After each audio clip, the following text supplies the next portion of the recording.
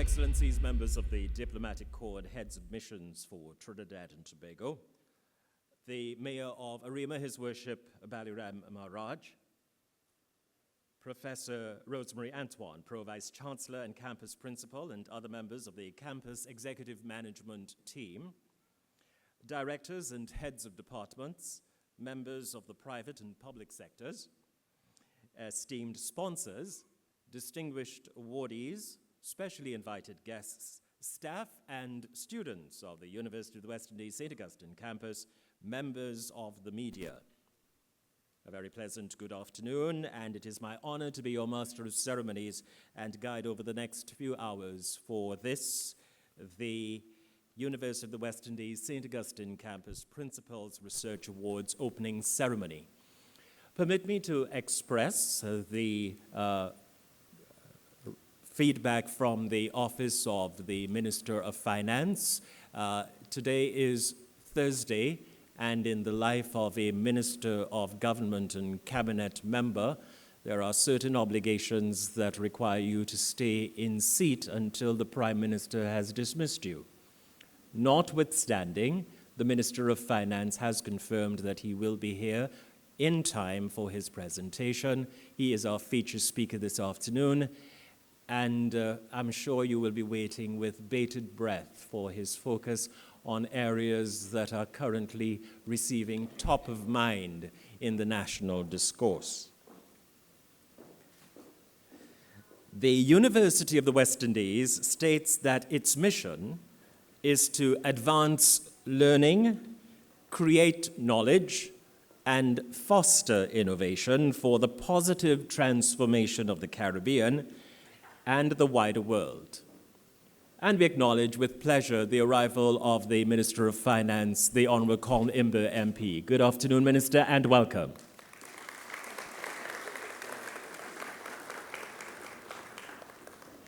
Since its establishment in 1948, the faculty, staff, and students of the UWI have proudly aimed to do just that. Indeed, UWI's strategic plan clearly lists innovation and entrepreneurship as part of its developmental agenda, in addition to teaching and learning.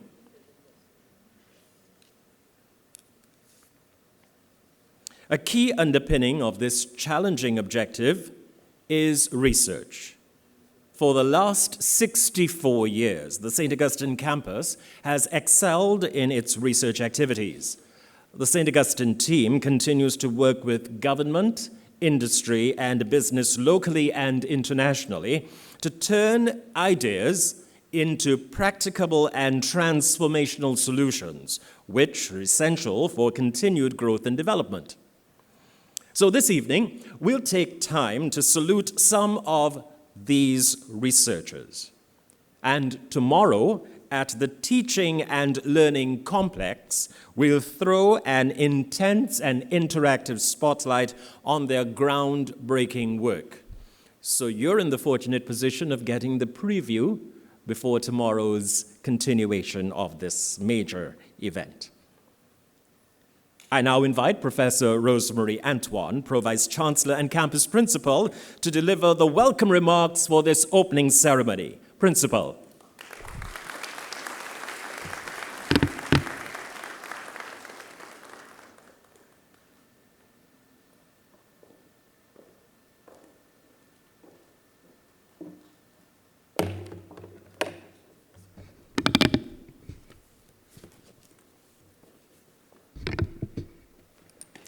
Honorable Minister of Finance, the core member, welcome back home, as I was saying to you when you came in. All of our excellencies here with us this evening, distinguished ladies and gentlemen, and special mention to our awardees this evening.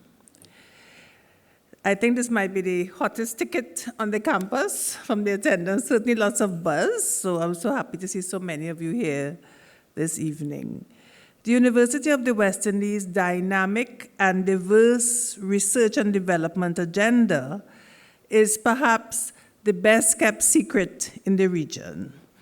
It is a partially hidden treasure and pathway to development. And I say partially hidden because those who drive the engines of the region's development, the governments, international institutions, do in fact know and have relied on the UWI for at least 60 of its over 75 years. We do a lot of work behind the scenes for governments and regional international organizations, and we enjoy key partnerships. Yet, the average person on the street may not be aware of our impact. I'm also not sure that steady reliance equates to full appreciation of this treasured asset. Our beloved regional institution, the UWI, was specially founded to fuel and drive development. So there has always been a heavy focus on research. It had to be. Few universities in the world have this birthday distinction, and it is research that will give our progress as a country its wings. This is why I'm so pleased to welcome you to the Principals Research Awards 2024, and it's our second year celebrating our exceptional research. And this year we're also pleased, and as I mentioned, Principals Awards, we also have with us, sitting quietly in the second row, our former principal, Principal Brian Copeland.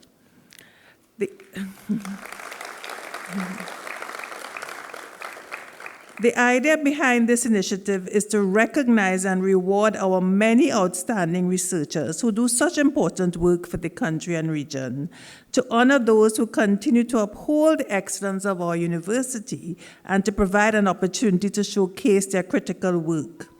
Importantly, too, it is to incentivize and promote research. Our campus continues to be at the forefront of exciting research, and I see my task as principal to make this world-class work that we do here more visible. And as we improve our visibility with media columns like UWI on the Ground and UWI Scientists Speak, and outreach in rural communities, such as UWI on the Move, and exhibitions and award ceremonies like these, as we get out there, we are beginning to see the fruits. The movers and shakers are beginning to not only notice us, but to come to us, such as a leading multinational company like Yara International, a platinum sponsor today, who read about Dr. Eudoxie's and Dean Woodvera's innovative research on soil in the newspaper and came to us. And we recently signed an MOU with Yara and Tringen. Research, like good food, is meaningful in of itself, but more is expected, more is needed. For research to be for all, our theme today, research must be grounded in relevance and meaning. It must serve communities. Few, if any, transformational developments in the region did not involve the UWI. Our university remains in the top 3% ranked in the world, and this is primarily because of our research. We have accomplished many significant milestones, including our designation as the lead university to achieve a climate-smart world by the International Association of Universities. Further, literally from the heaven and stars to the earth and the seas and the soil, this campus is fully engaged. Perhaps the only campus with such breadth and depth of research. And to give you a bird's eye view of what our researchers have been doing, initiatives range from a multi-million-dollar project to mitigate flooding, to work on sargassum, to our leading in food security. Of course, we have the only Faculty of Agriculture among all the campuses. And not all of our research will be mentioned this evening, but the diverse, impactful work continues. This year, the protagonist of the Judy Worm is retired, but work in marine sciences and blue economy continues.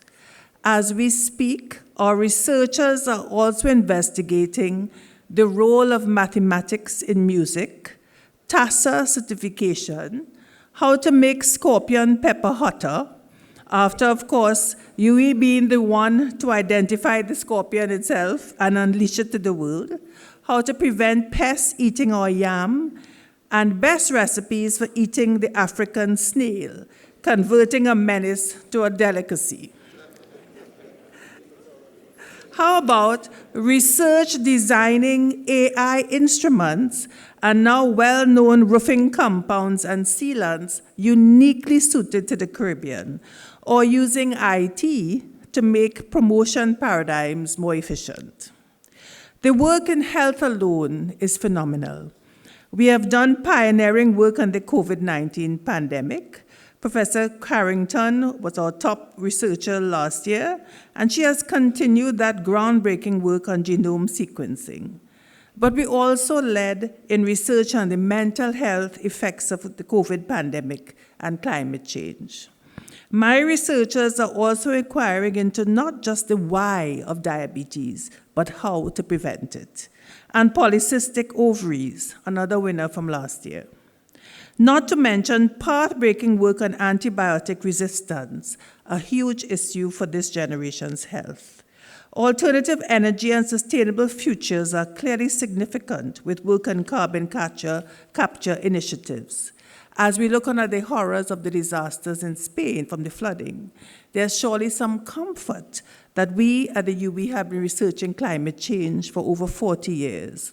From the sophisticated to the simple, like using grasses for hillside stabilization, as well as wastewater innovations.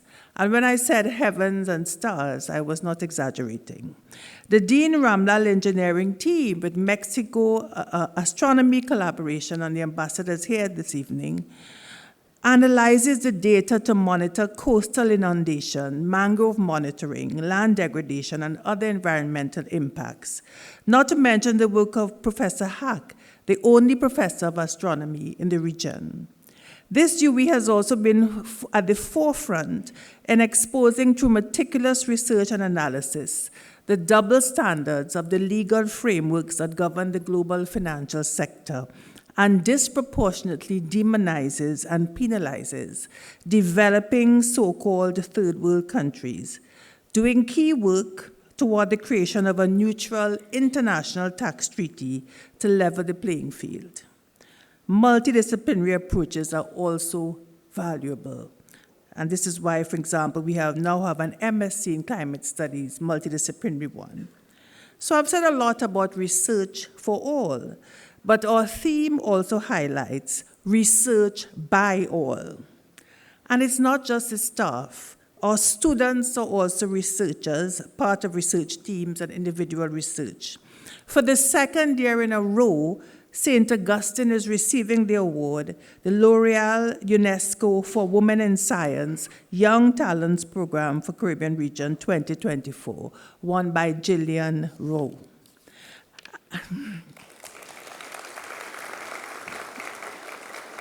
And we should not let the gender dimension of research, especially in the hardcore sciences, go unnoticed, such as the Women in Science for Hope Foundation. I know Leticia Anderson has also just won another big award from the UN.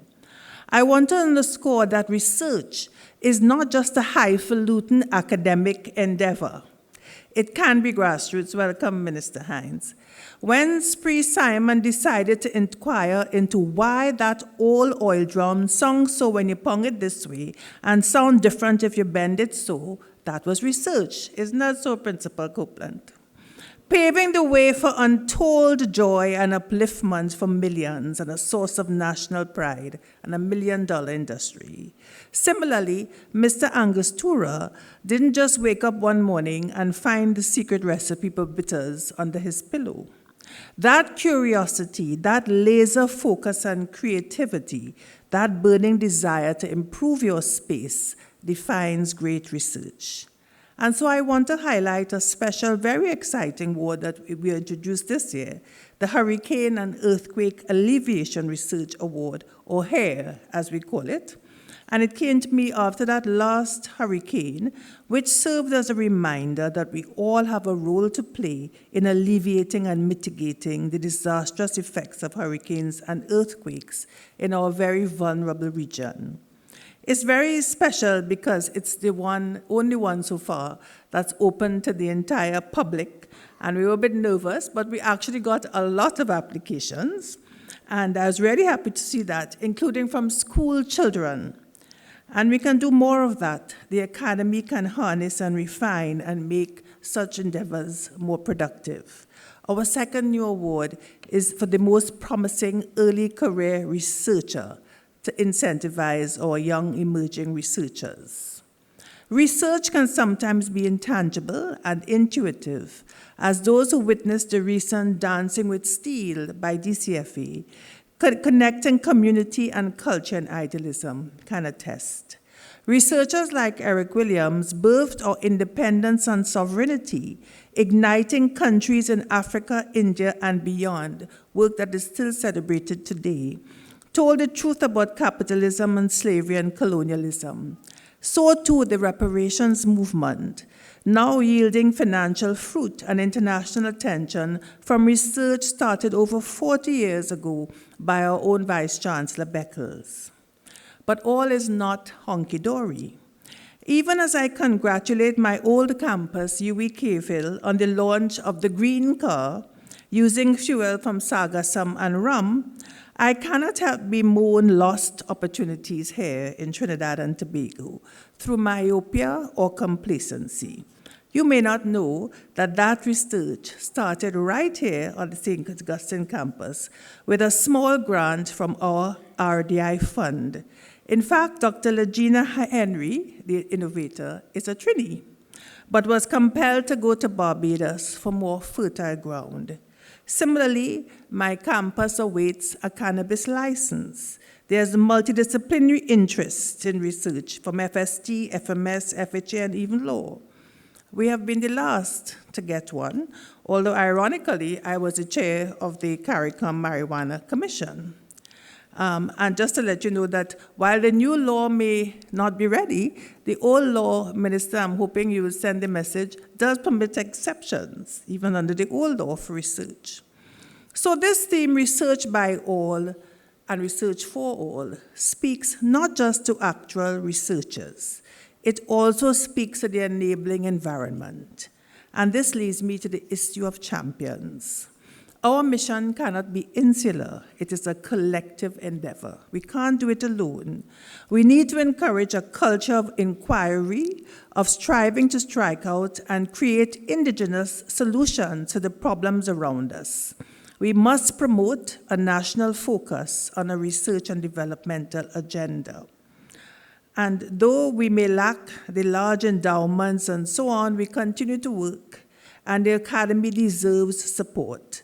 The country and region deserves the opportunity to demonstrate its full potential. I want to emphasize that our thrust towards commercialization of our research really stems from our strategic plan, the Revenue Revolution, which aims toward greater sustainability, and the Minister will be speaking on this. I believe we are on a firm path to harness its research and expertise to develop products that have commercial value, that will not only benefit our institution, but also the country and region. And I think we all know by now our sealant products, sealants and marine sealants and roofing compounds, which are now on the market regionally, created right in our labs, and they won the Innovation Award last year. The cocoa factory has been built, not just for great chocolate, but world-renowned gene bank and innovations in breeding, molecular sequencing, the development of high-grade cocoa nibs, as well as supporting our farmers in rebuilding the cocoa sector with a more resilient, climate-smart industry. Natural pesticides, Biophyte and Biostimulant OJA01, were launched by FST and FHA researchers working together.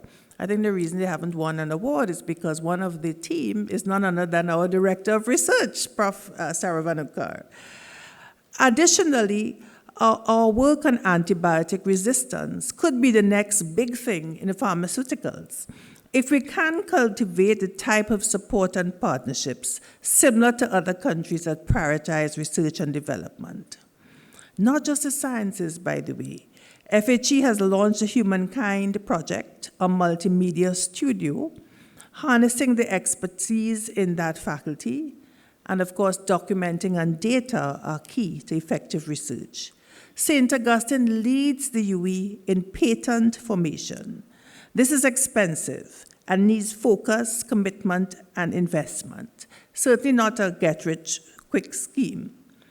And there should be continuity. So yes, we are very pleased that the genome sequencing project from last year has now received funding, partnering with government, PAHO, WHO for the One Health Surveillance Project and Laboratory. These are important wins, but others fall by the wayside. I would like to see, for example, the late Professor Chedi's instrumental work on mosquitoes continuing as we go forward. We can do even more to contribute to our country's GDP. We do a lot now, which may not be fully recognized, and our research into the economic impacts of research already shows huge rewards simply by having a successful university, contributes to the GDP, and pays back national investment in tertiary education tenfold and more. The leading countries around the world have demonstrated the value of investing in research and development, which fuels creativity, entrepreneurship, and sustainability. Relevant research propels society forward, and percentage GDP invested is key. Most successful countries in the world understand this formula and invest in RDI. South Korea, for example, invests as much as 5.21%. Similarly, with private companies, there's a direct relationship between the amount spent on RDI and success. Amazon, Apple, Huawei, they are listed in the top 5. So we need the private sector to recognize and grasp these opportunities for their own development as well. We must move away from the security blanket of an overly emphasized retail sector and move more assertively into investment into research, development, and innovation. And of course, that's one of the reasons we are having this ceremony as well. We are well positioned to assist the private sector with tried and tested methods and of course, the multidisciplinary initiatives. The recent partnerships with the private sector, such as with National Flour Mills, and thank you for being here, Yara, Tringen, and more, are very encouraging, and we would like more companies to come on board, more champions.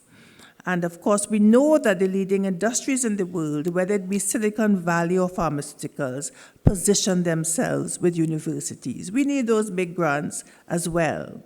The innovations that result from our researchers' hard work and commitment, often with limited resources, is outstanding. What could we not do with better resources? The establishment of the government's Research and Development Impact Fund 10 years ago was crucial to supporting the development of our country and made a significant difference. As we near the end of the fund's journey, we see an opportunity for renewal and growth. And we invite all stakeholders to engage us more. Our doors are open. So I started this research festival because I believe strongly in the power of research to fuel development. And I have an unshaken belief in the capacity and brilliance of my colleagues in propelling a research agenda to drive that initiative. Here at the UWI St. Augustine, we continue to do our part to address our society's evolving challenges. In the last 2 listings of top science researchers, this campus had as many as 20 of our science researchers listed.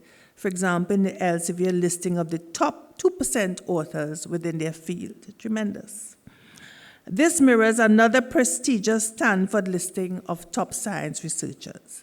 We also continue to dominate the ORRTT Awards, the national awards. This year it was Professor Patrick Hossain, who has the most patents in the university. And last year's Professor Zumaharan of the CRC and Professor Imbel. But many of our other researchers are recognized internationally. Dr. Craig Ramlal, serving as one of only 35 people in the world on a United Nations AI panel that are formulating the AI guidelines for all of humanity and the Global Digital Compact. Professor Mike Koo on the UNESCO, Professor Wodivera on the International Science Council, Dr. Kim Malulu on the UN's Digital Public Infrastructure Safeguards Initiative, and Dr. Michael Ford, the first Caribbean person to serve as president of the Commonwealth Chemistry Federation. So now for the thank yous. Yes, I think that deserves some applause.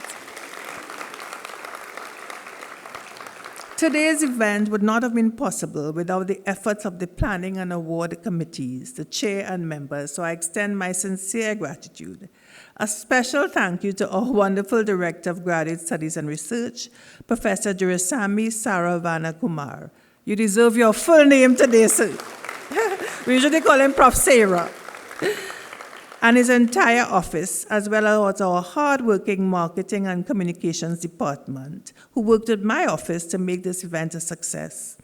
I also want to thank the Campus Committee for Graduate Studies, which includes our deputy deans for graduate studies and research from all faculties, our institute's head and directors, as well as our selection committee, led by Professor Naidu and Professor Meeks of the Global Campus. So I didn't choose the awards, just so you know. I thank all researchers who submitted their work for consideration. A special thank you to our generous sponsors who constantly go above and beyond to support us. And personal thanks to the Honorable Co-Member Minister of Finance for graciously agreeing to be our featured speaker. I'm supposed to make a conference announcement now. So the research conference, which will take place tomorrow at the Teaching and Learning Center, is going to be a great event where the awardees will present their work, and we will roll out the process map for the development of the UWI St. Augustine research agenda. So please do attend, and of course, congrats again to the awardees. You've made us very proud. Research elevates countries, research builds societies. I hope we can continue that journey together. And as principal, I certainly pledge to continue increasing the visibility of your tremendous work. And now, it is with great excitement that we launch this year's research conference booklet, showcasing the groundbreaking work of our winners. Some video is supposed to happen.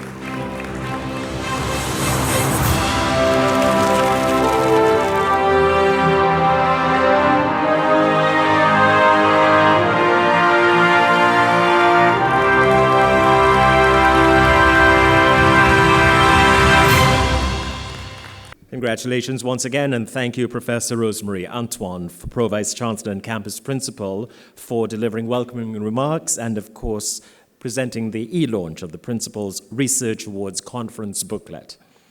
Well, ladies and gentlemen, it is time to announce and present the 2024 Principal's Research Awards. As we celebrate the remarkable achievements of our researchers this evening, allow me to share the rigorous criteria that guided the selection of this evening's awardees. Over the past 5 years, these distinguished researchers have demonstrated extraordinary dedication, setting a high standard not only for our university, but for the broader research community as well.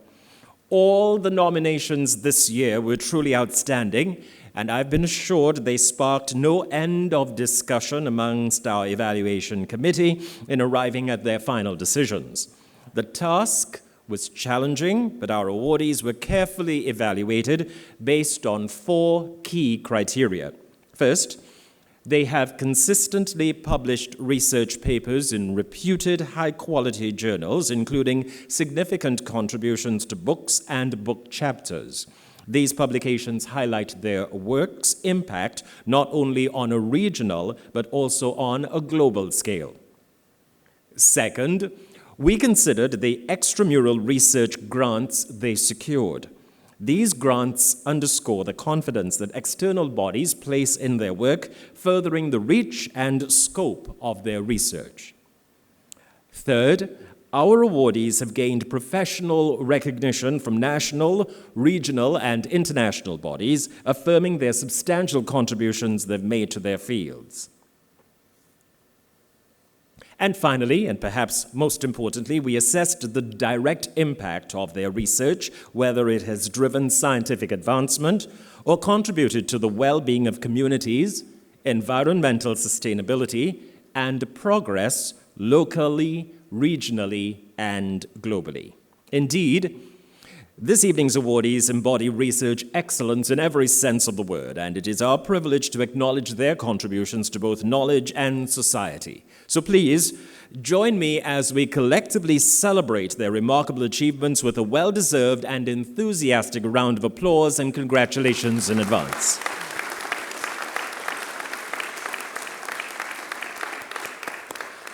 And now we turn our attention to the heart of the evening, the presentation of the Principals Research Awards. And we begin with the awards for the Most Outstanding Faculty Researcher. I will first invite our presenter on stage, and once you've made your way on stage, you will be invited to a particular marker point on stage, and then the awardee of the faculty or department. This is a little bit like the Queen's Park Savannah stage, if only that some entrances will be from this side, mainly our presenters, and our recipients and awardees will make their way from stage left, as in presenter stage left. Make life easy for yourself. If you're receiving an award, pass that way.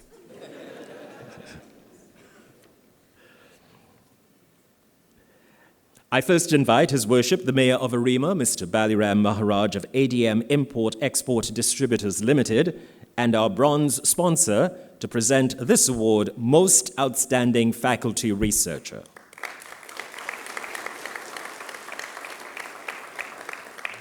Ladies and gentlemen, the first award will be presented to Professor Michelle Maiku of the Faculty of Engineering. Professor Michelle Maiku's research on climate adaptation and urban resilience for small island developing states is designed to translate scientific findings into actionable strategies that improve conditions on the ground. By providing evidence-based insights to governments, local authorities, and community organizations, Professor Maiku's work supports decision-makers in implementing policies that enhance resilience against climate-related risks. Her contributions to the Intergovernmental Panel on Climate Change reports particularly the Small Islands chapter exemplifies how scientific research can support policy development for vulnerable regions. This work has informed international negotiations and local adaptation strategies directly impacting communities affected by climate change. Her involvement in Island Societies and Environment Project and collaborations with global organizations like the United Nations further underscore her commitment to apply research findings in ways that strengthen resilience and support sustainable development in SIDS. It is her belief that scientific knowledge should extend beyond academia, driving real-world change and improving lives at the community level. Ladies and gentlemen, Professor Michelle Maiku.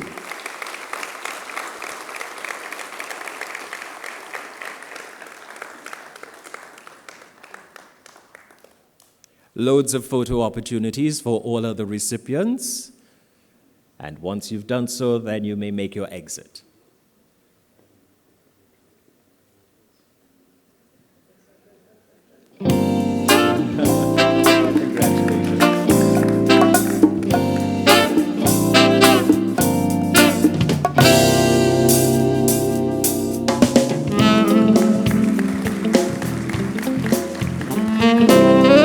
Congratulations, Professor Maiku, and thank you, Your Worship. Ladies and gentlemen, I now invite Ms. Diana Francis of the Inter-American Institute for Cooperation on Agriculture, also one of our bronze sponsors, to present the award for the Faculty of Food and Agriculture.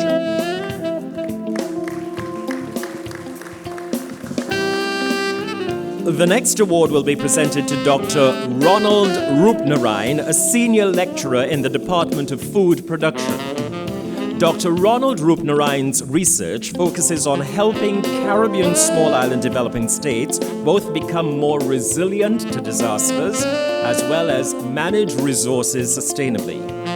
Key projects undertaken include reusing wastewater to help solve water shortages in the Caribbean, and studying how climate change affects food safety to improve farming resilience.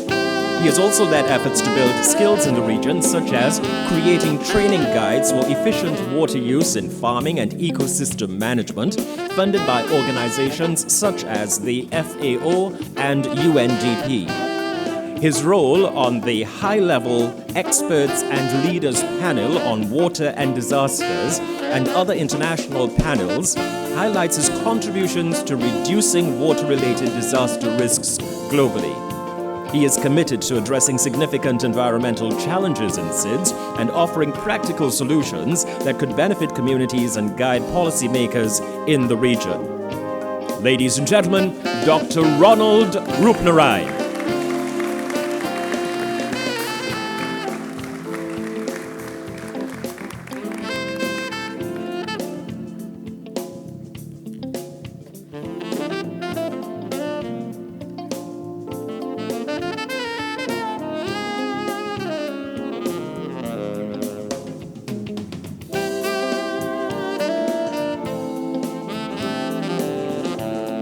Congratulations.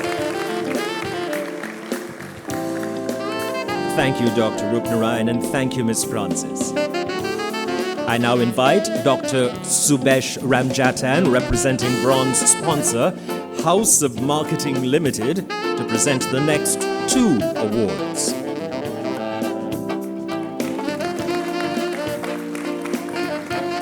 For the Faculty of Humanities and Education, the award will be presented to Professor Jerome Delisle. Professor Jerome Delisle's research is reshaping Caribbean education through a focus on equity, inclusive policy, and innovative assessment practices. His recent work on gendered educational outcomes in the region addresses myths and realities in academic engagement so as to reduce dropout rates and improve inclusivity in schooling. He has contributed to advancing mixed methods research, educational evaluation, and policy development in education across the region. Professor Delisle led the SCA Concordat Review in 2021 to 2022, producing a 403-page report with recommendations to improve the transition from primary to secondary education in Trinidad and Tobago. This report has led to further studies on decolonization, indigenous methods, and classroom assessment, and is the basis of a proposed book on educational equity in the region. He established 3 research clusters at UWI to facilitate collaborative research on critical educational issues, the PEDIC Operating Committee, the Public Examination Group, and the Plural Notions of Fairness Group. He has won funding for multiple research projects focused on topics such as reducing male academic underachievement across several Caribbean countries, funded by the Inter-American Development Bank, evaluating the Shell STEM education program in Trinidad and Tobago, developing a pre-K-12 curriculum for Montserrat, and establishing the Psychoeducational Diagnostic and Intervention Clinic, PEDIC, at the St. Augustine campus. PEDIC provides diagnostic services for special education needs and practical training for educators. His framework for performance standards and indicators model for classroom assessment in Trinidad and Tobago promotes formative assessment and 21st century skills aligning with both global and local educational needs. This model has been adopted by the Ministry of Education and is used for the professional development of teachers. Ladies and gentlemen, Professor Jerome Delisle.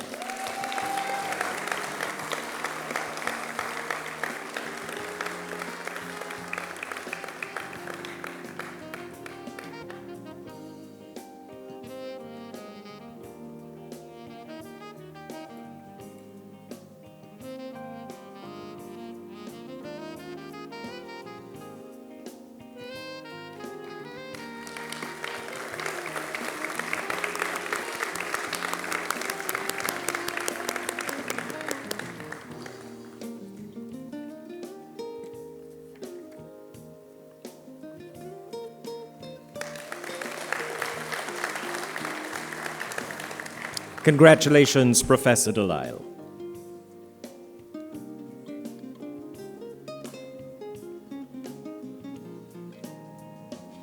Dr. Ramjatan, please remain with us. Thank you.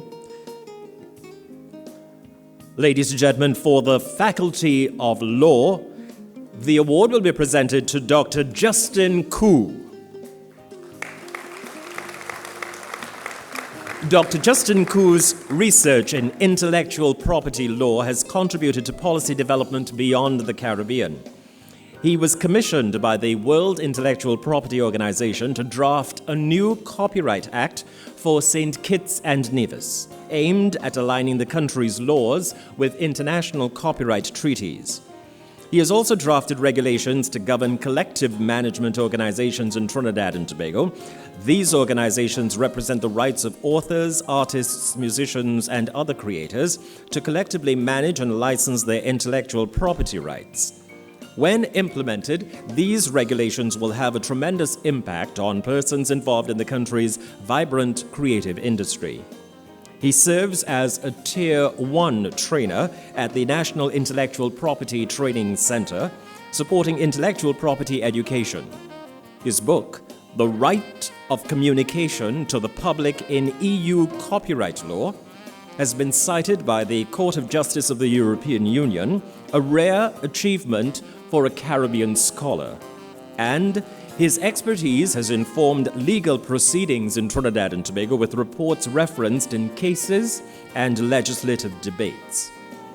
Dr. Koo's work aligns with the United Nations Sustainable Development Goals related to innovation and justice, and his publications serve as essential resources for teaching intellectual property law from a uniquely Caribbean perspective. Ladies and gentlemen, Dr. Justin Koo.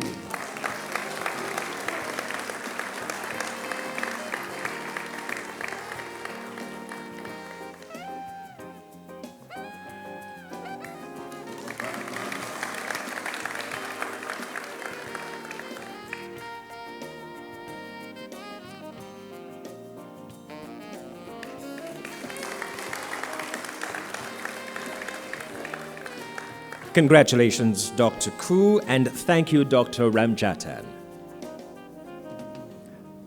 Now, ladies and gentlemen, I invite Ms. Franca Mohammed, Stakeholder Engagement Manager of the Trinidad Eye Hospital, to present the award for the Faculty of Medical Sciences. Trinidad Eye Hospital is a bronze sponsor. For the Faculty of Medical Sciences, the award will be presented to Dr. Shastri Motilal.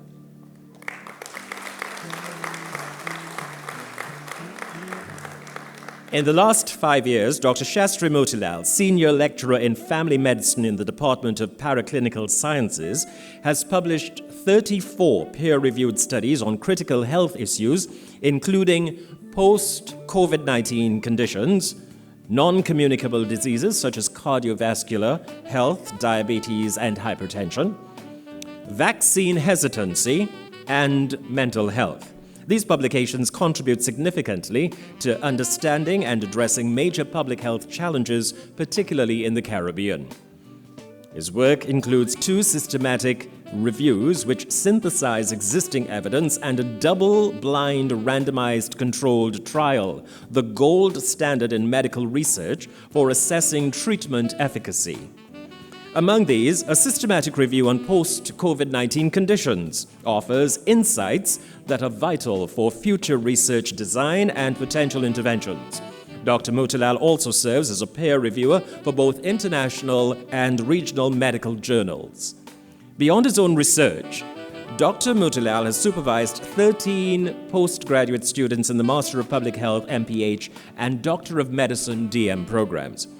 Under his mentorship, students have conducted research on diverse topics, including healthcare workers' attitudes during COVID-19, quality of life among HIV patients, and patient satisfaction with telemedicine for chronic diseases. Ladies and gentlemen, please let's welcome Dr. Shastri Motilal.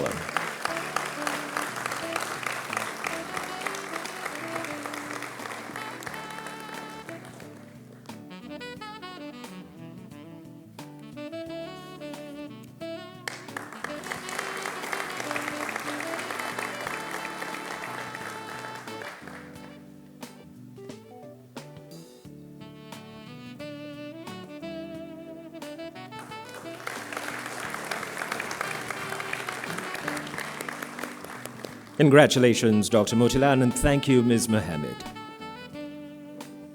I invite Mrs. Candice Solomon Watkins, Corporate Secretary of Kariri and a bronze sponsor, to present the award for the Faculty of Science and Technology.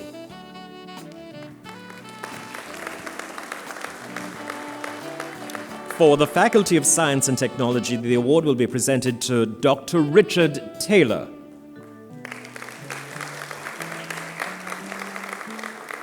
Dr. Richard Taylor is a senior lecturer in organic materials chemistry.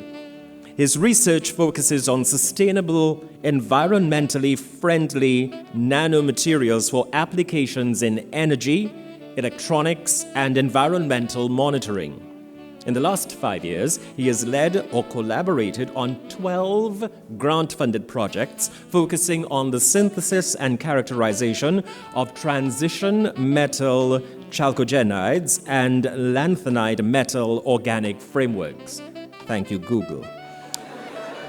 These materials are intended for use in solar cells, LEDs, electro-optical sensors, and transparent solar windows to enhance greenhouse crop yields.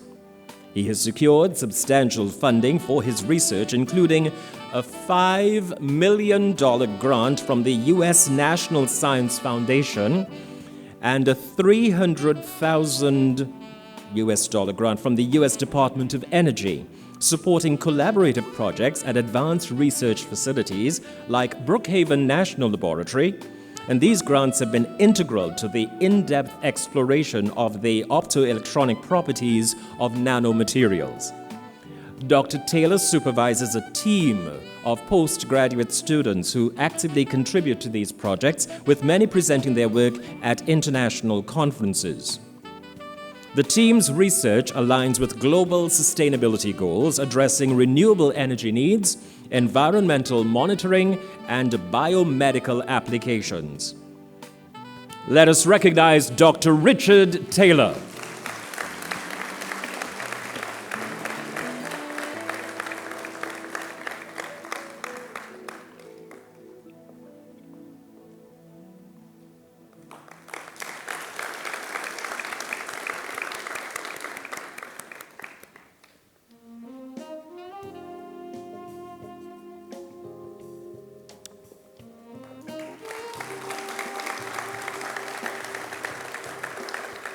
Thank you, Mrs. Solomon Watkins, and congratulations, Dr. Taylor. I now invite Mr. Suresh Sukhbir, Multi-Program Coordinator of the Food and Agriculture Organization, to join us on stage to present the next 2 awards. The FAO is our silver sponsor. The Faculty of Social Sciences is unique in many ways. This evening, they are doubly unique as 2 of their lecturers are being recognized as Faculty Research Awardees 2024. The first award will be presented to Dr. Rian Singh.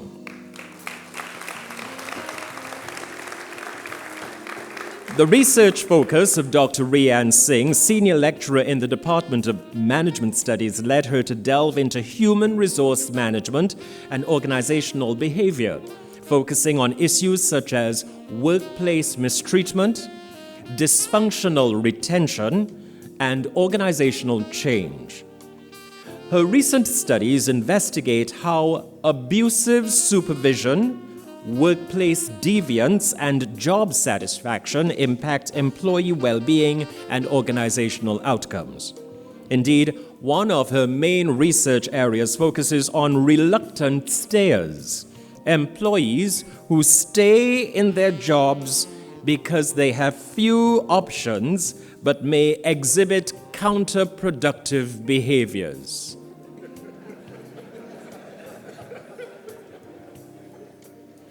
This research challenges traditional views on retention by highlighting the potential negative impacts of employees who stay unwillingly.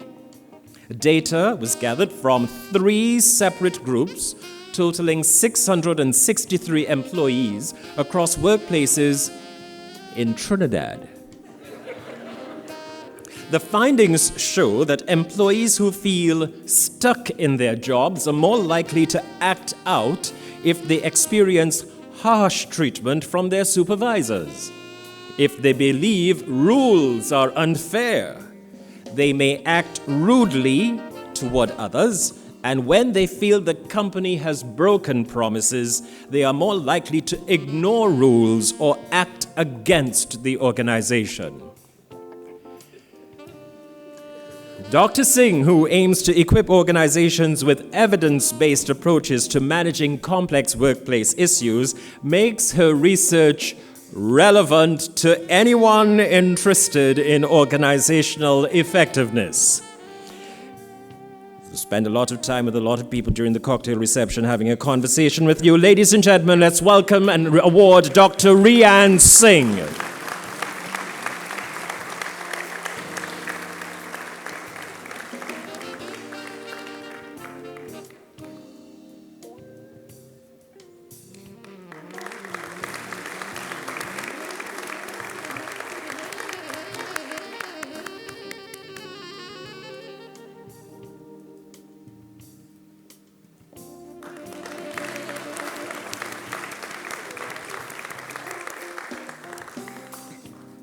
Congratulations and thank you, Dr. Singh. Dr. Singh, may I ask, was one of the questions that you asked of 663 persons, and how did that make you feel? Perhaps? Was that one of the questions? It certainly was. Congratulations once again.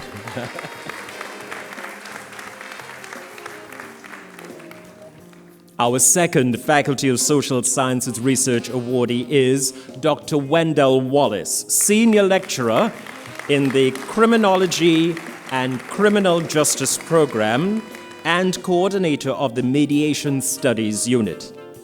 His focus has been on criminology and public safety in the Caribbean, leading to more than 30 peer-reviewed publications in the last 5 years. He addresses such topics as public perceptions of policing, crime prevention, domestic violence, and the effects of COVID-19 on public health and safety. Key studies undertaken examine mediation in citizen police conflicts, attitudes toward the death penalty, and domestic violence trends during the pandemic. His published works include the Palgrave Handbook of Caribbean Criminology and Caribbean Perspectives on Criminology and Criminal Justice, both of which contribute to a framework for Caribbean criminology. Two papers of note look at men as victims of female-perpetrated domestic violence in Trinidad and Tobago, and the lack of opportunities for male police constables in rural police departments in Trinidad and Tobago. Dr. Wallace has supervised postgraduate students in criminology, criminal justice, and mediation studies, overseeing thesis projects on topics like intimate partner violence, police legitimacy, and youth crime. In addition to academic research, he has shared his work with local institutions, including the Trinidad and Tobago Police Service and schools across Trinidad and Tobago, making his research accessible to the national community. Please welcome Dr. Wendell Wallace.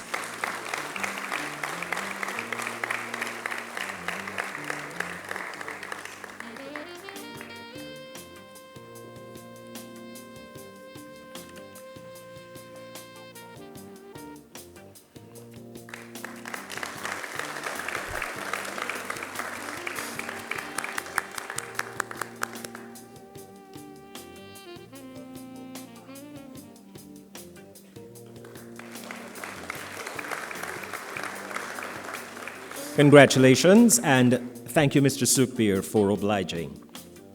Ladies and gentlemen, I now invite Deputy Principal, Professor Derek Chady, to present the next two awards for the Most Outstanding Researcher of the Center Institute or Unit. The first award will be presented to Dr. Priya Mohan, a senior fellow at the Sir Arthur Lewis Institute of Social and Economic Studies. Her work stands at the intersection of development economics, climate resilience, and policy innovation, providing critical insights into the challenges facing Caribbean small island developing states. With a focus on disaster economics, her pioneering methodologies quantify the impact of hurricanes on the economies across the region, such as effects on GDP, employment, and public finances, providing data-driven strategies to enhance disaster preparedness and resilience. Her contributions to climate finance look at the gap in funding for climate adaptation and mitigation projects and identify obstacles that prevent Caribbean nations from accessing vital financial support. Indeed, her innovative financing solutions can help Caribbean governments meet their climate goals under the Paris Agreement. Further, her groundbreaking research on carbon border adjustment mechanisms has informed national discussions in Trinidad and Tobago, highlighting both risks and opportunities for decarbonization. Working with global organizations, including the International Institute for Sustainable Development and the International Labour Organization, Dr. Mohan has published high-impact studies that bridge economics, tourism, environmental science, and policy. Please join on stage Dr. Priya Mohan.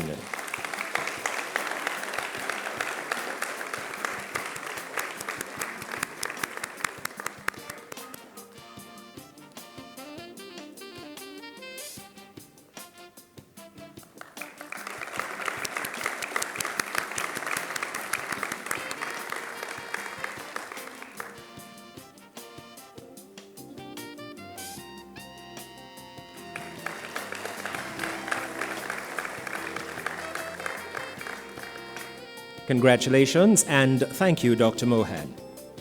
And now for the Most Outstanding Graduate Researcher Award and Mentorship Award, we recognize Dr. Amanda C. Ramdas.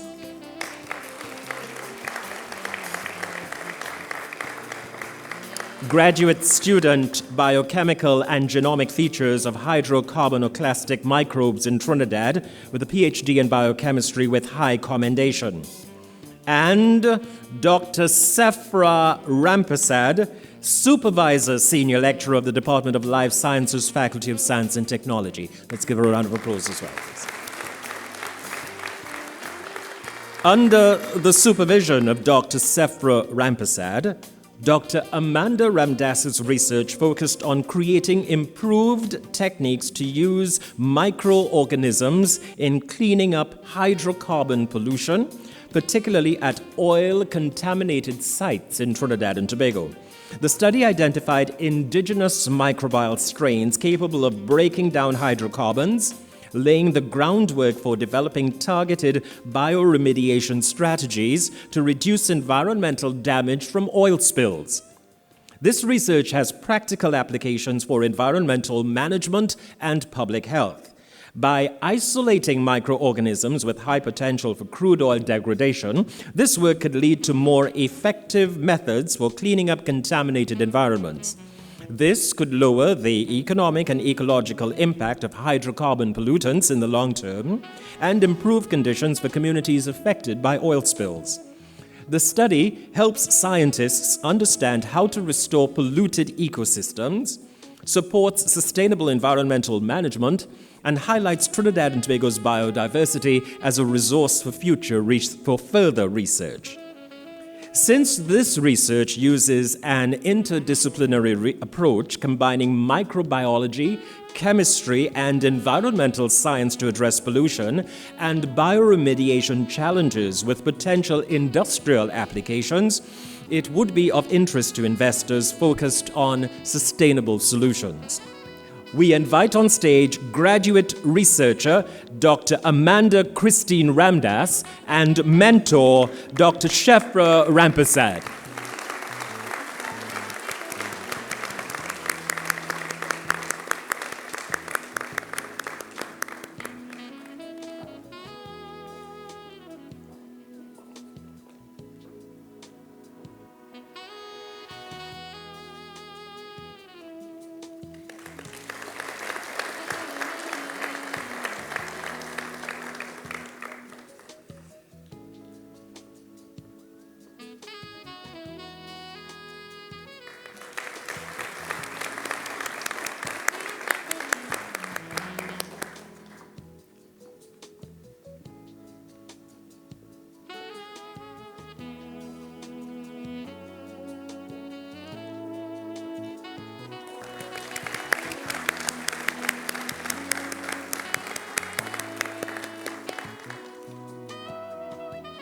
it would only be appropriate that both Doctors Ramdas and Ramprasad eventually are on stage together.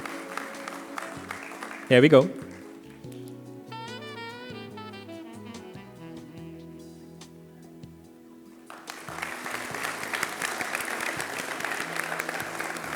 Splendid. Thank you, Professor Chedi, and congratulations, Dr. Ramdas and Dr. Ramprasad. Well, there we are, part one done. Ladies and gentlemen, in the next few minutes, you will be transported to a place of sweet music. Well, as sweet the music as we have in Trinidad and Tobago, titled Douce Musique. This dance piece is choreographed by Kieran Batiste, in which he also performs alongside Dana Rambaran, Genesis Puckrin, Shakira Canterbury, Daryl Alves, Ciel Danoon, and Samaya McKellar. This performance will be a fusion of your favorite soca and soca artists, and the soca is blended with violins and drums to provide an orchestral atmosphere. Are you ready? Here's the delight. Douce Musique. Let's welcome them.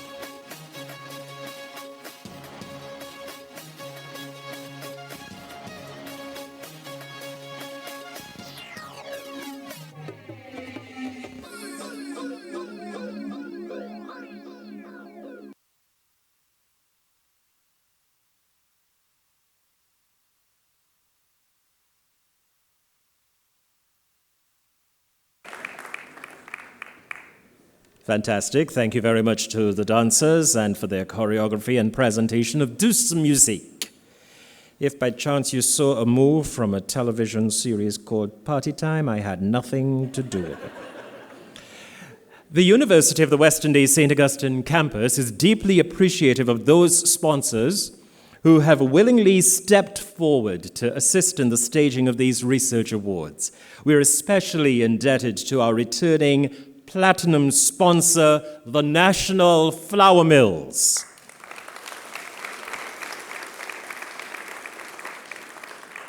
Ladies and gentlemen, I'm delighted to invite Mr. Ian Mitchell, Chief Executive Officer of National Flour Mills, to deliver the following remarks. Mr. Ian Mitchell.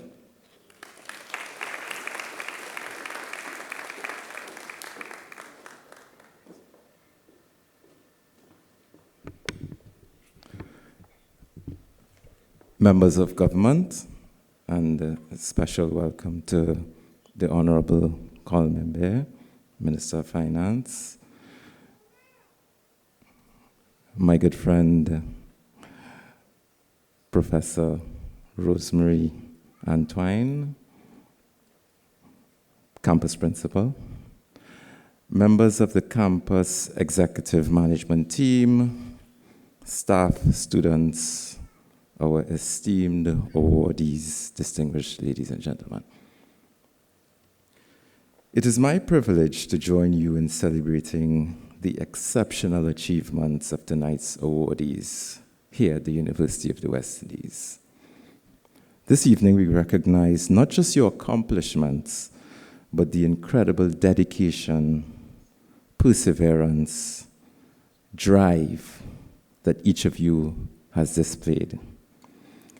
And as an alumnus myself, I know how tough it is, even though I didn't go as far as you guys and achieved what you guys have achieved.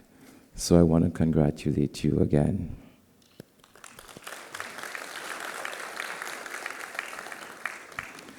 At National Flour Mills, we are steadfast in our commitment to supporting educational initiatives that empower future leaders and innovators.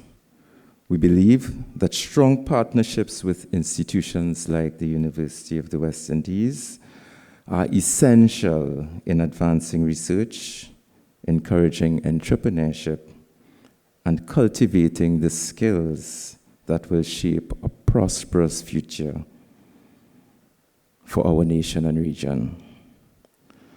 Through our work at the UWI field station, we aim to support animal feed research, which is intended to somehow reduce the country's dependency on imported meat. That's something we're very serious about. By working to improve local feed quality, we hope to bolster local meat production capabilities, and we're not just looking at meat, but even dairy and egg production, bringing greater self-sufficiency and resilience to Trinidad and Tobago and our food supply. Our work with animal feed is intended to somehow bring us together and help us to reduce that need to bring in more eggs, bring in meat, and produce these things here ourselves. In addition to our commitment to education, we are particularly enthusiastic about the potential for locally grown products like cassava, and our principal knows that we are very excited about cocoa to transform our food industry here in Trinidad and Tobago. We have a very rich heritage in cocoa production that offers a unique opportunity to create premium, locally produced chocolate and cocoa products. As a company, we are eager to explore and invest in local sources of ingredients that not only support agriculture, but also redefine the way we eat as a people. We see these efforts as integral to creating a sustainable and innovative food system that reflects our nation's rich resources and talent. To the awardees, you stand at the forefront of groundbreaking work, setting examples that extend far beyond the academic realm. Your research and innovation impact real-world issues, and each of you contributes to the collective progress of our nation, our region, and the world. Congratulations once again to tonight's awardees. Your achievements inspire us and reinforce our belief in the transformative power of research, education, and collaboration. May this recognition be a stepping stone for you to continue making meaningful contributions in your fields and to the wider community. Thank you for your dedication, and thank you to the University of the West Indies for cultivating such a brilliant community of future leaders. Good evening.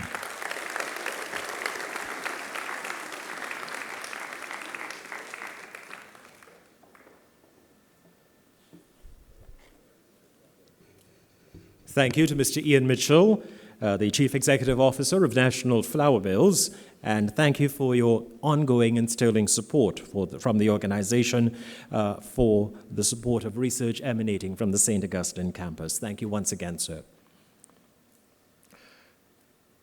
I would have expressed apologies on behalf of the Minister of Finance because of responsibilities in the day job for the start of our program and his schedule to be able to be with us this afternoon into evening. However, we are sincerely honored to have as our feature speaker the Honorable Colm Imbe, Minister of Finance for the Republic of Trinidad and Tobago. Permit me to advise what the Minister will address in his feature remarks. He will address us on the topic, the commercialization of research outputs for entrepreneurship and economic development of the country. Ladies and gentlemen, we're delighted and honored. Would you please join me in welcoming the Honorable Colm Imbe, Minister of Finance.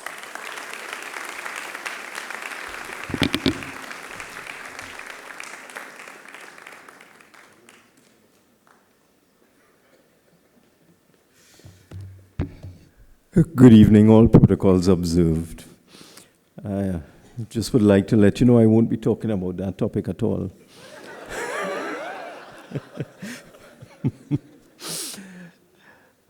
I just wanted to talk about a few things. And the first thing I'd like to speak about is the changing landscape of academic research. Now, I'm sure I'm speaking to people who know much more about this than me, but the landscape of academic research has undergone significant transformation in recent years. And it's been driven by advancements in technology, shifts in funding, and let me digress. I was just asking the principal whether the University of the West Indies had a fund to fund research. And I was told there was a fund that was established many years ago, and the fund is almost depleted. I then asked the principal whether that money came from the Ministry of Education, and she said no. So clearly it came from the Ministry of Finance. So I'm happy to announce that I think the figure the principal gave me was $7 million, am I correct, more or less? It was $7 million. But I will find $10 million within the budgetary allocation of the Ministry of Finance. Since apparently this is where this all has to come from. So principal, just write me a letter. Okay? I understand there's some committee that reviews applications for grants, and I'm sure it's done properly. So just send a letter, and I will organize. Thank you. You're welcome. Now, as I said, shifts in funding. That was a shift in funding I just spoke about. And an increasing emphasis on the social impact of research. Modern approaches are characterized by a focus on collaboration, transparency, the application of research to global challenges. And I want to talk a little bit about artificial intelligence. Okay? Let me just go to the middle of my notes. The integration of artificial intelligence into research necessitates a re-evaluation of traditional ethical frameworks. There's a famous case, and I was Googling it as I was speaking to the principal, and I'd like to share it with you. I found it very interesting. It involved lawyers, of course. So, in 2023, I believe, I'm reading now, the lawyer for a man suing an airline in a routine personal injury suit used ChatGPT to prepare a filing. But the artificial intelligence delivered fake cases, which the attorney then presented to the court, prompting a judge to impose sanctions, as it was one of the first cases of artificial intelligence hallucination that ever made it to a court. Now, it all sounds quite funny, but it's true. The lawyers in the case cited at least 6 cases to defend themselves. The court found the cases didn't exist, had bogus judicial decisions, fake judges, bogus courts, bogus citations, and fake airlines, believe it or not. And ChatGPT made it all up. It's a famous case. So that is one of the dangers of the use of artificial intelligence. And it's being used more and more. There's so many programs now. You have programs like Cite AI. I'm sure some of you may be delving into that. And there are serious concerns with the use of AI in research. It makes it easy. Some of these programs, you just put in a question. 5 minutes later, you get a research paper with references. You can ask it to do certain things. You can ask it to evaluate at least 100 papers. You can ask it to quote all the references. You can ask it to give a summary of the citations and so on. And as I said, it will generate it for you in 5 minutes. And if you don't know much about this, you would think this is a learned paper. And I've actually seen many researchers around the world promote the use of this particular AI, Cite AI, for the beginning of their research. Because that's where I think it's valuable, for the beginning of your research. But of course, because of the dangers that I just described with ChatGPT, it can't be the end of your research. So the concerns include bias and accountability. And these are particularly relevant in the context of research involving human subjects, where the principles of beneficence, non-maleficence, autonomy, justice must be upheld. The ethical implications of AI in research extend beyond individual studies to broader societal impacts, and this necessitates a collective approach to ethical governance in academia. So I am sure all of you are grappling with this problem with your students and also with your graduates and also with the people that you supervise. But it's here to stay. So this is part of the changing landscape of modern research. And this is why you need things like institutional review boards. You need to strengthen your peer review process. You need to strengthen the examination of what is being submitted to you. I also couldn't help listening to some of the awards and wondering, what about the practical applications of the research? I found some of the research quite fascinating. For example, the research into underperforming young men. But how has that been applied practically? Has it really helped? And I mean, no disrespect to the professor, but has this really helped young men to perform? How has it been applied by our ministries of education or educational departments across the Caribbean? And for me, the question as to whether research is of any use without practical applications is really a very complicated matter. It's been the subject of considerable debate. Some argue that research should always lead to tangible outcomes. Others contend that theoretical exploration and basic research have intrinsic value. I believe you need a mix of both. When one looks at the history of research, basic research, often defined as systematic inquiry, aimed at gaining fundamental knowledge without specific practical applications, has played a crucial role over the years in the advancement of science and technology. But as a politician, as somebody who has to get things done, I would really like to see a deeper relationship between the University of the West Indies and government departments where we can make use of the research that you're doing. I haven't heard all the awards. I haven't heard anything in management. I haven't heard anything in economics, finance, something in engineering, but what I would call more the softer side of engineering. So that this is one of the complaints with respect to the role of the University of the West Indies. How can a university help us, for example? For example, me as Minister of Finance. Do I ever get research papers or advice with respect to economic policy, with respect to issues, economic issues in the country, other than advice that may be affected by political bias? And that's the other thing I want to talk about. What is the effect of political bias on research? Because researchers will all have inclinations to favor one particular political ideology or agendas. And this bias, whether it's inherent, whether it's unconscious, whether it's ingrained, this bias will influence the design, methodology, interpretation, and dissemination of research findings.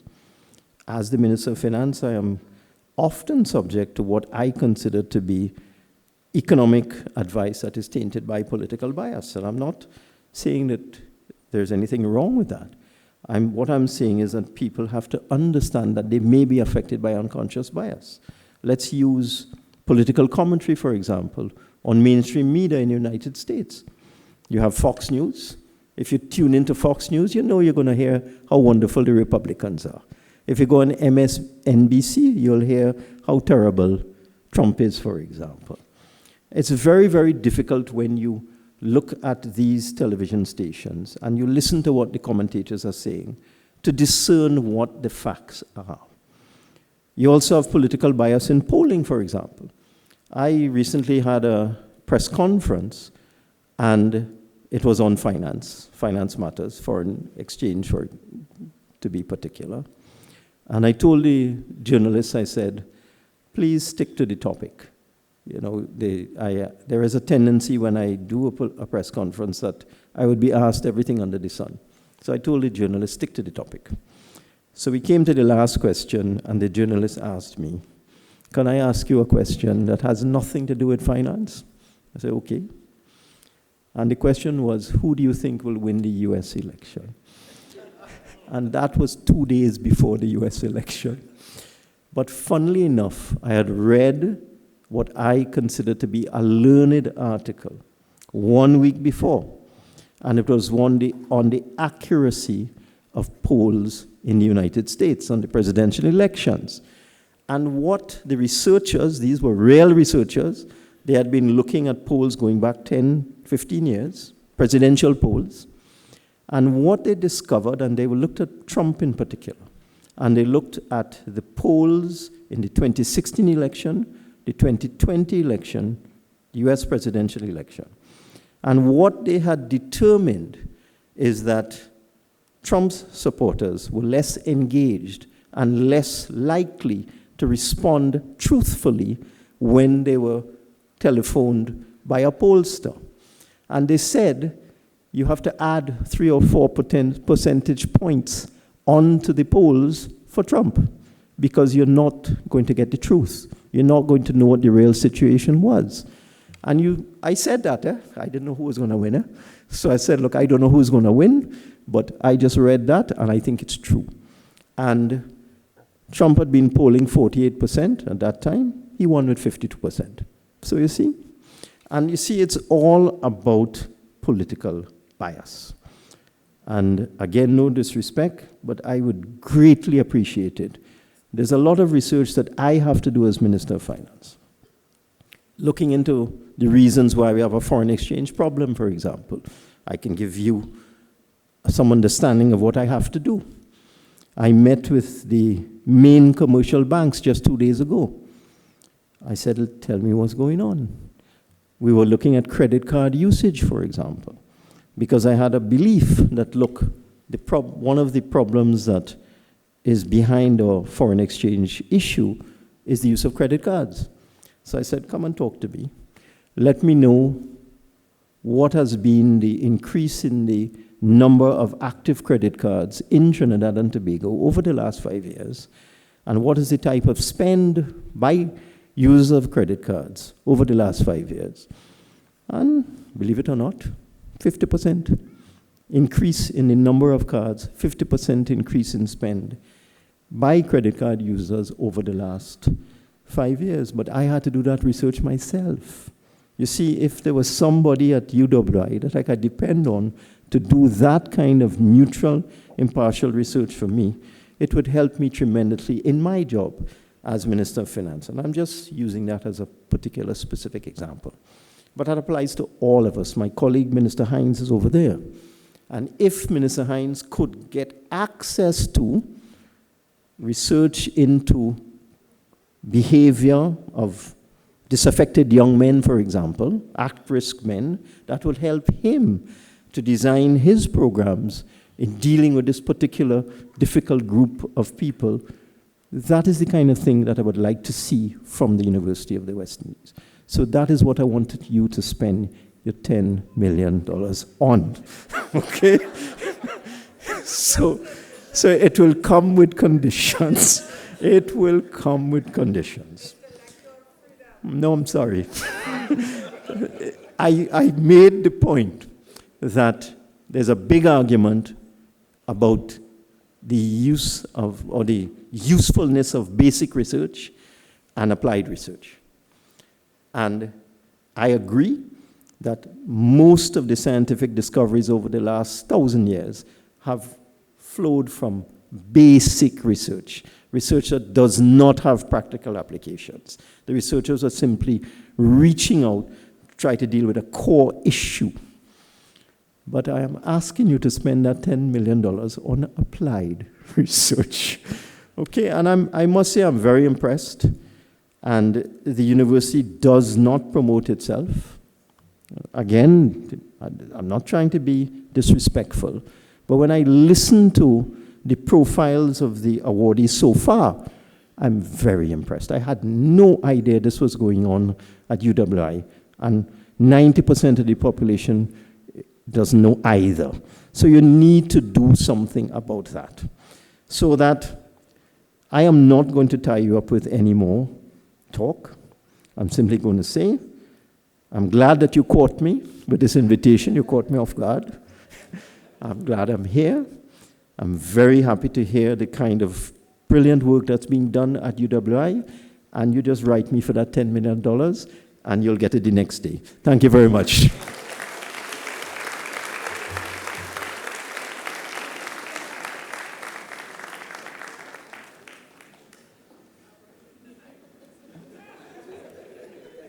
Distinguished ladies and gentlemen, you have just attended the Honorable Colm Imber's masterclass in the ease of doing business in the Republic of Trinidad and Tobago.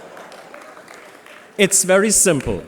Accept an invitation from the campus principal, sit next to her, listen carefully to what she says she thinks may not be in an account, offer more, impose certain conditions that would be to the benefit of anyone who's holding political office, and use the empirical data from the tertiary education of prestige in the country as evidence of what is fact and not fiction. Thank you very much, Minister. Very well done. Very well done.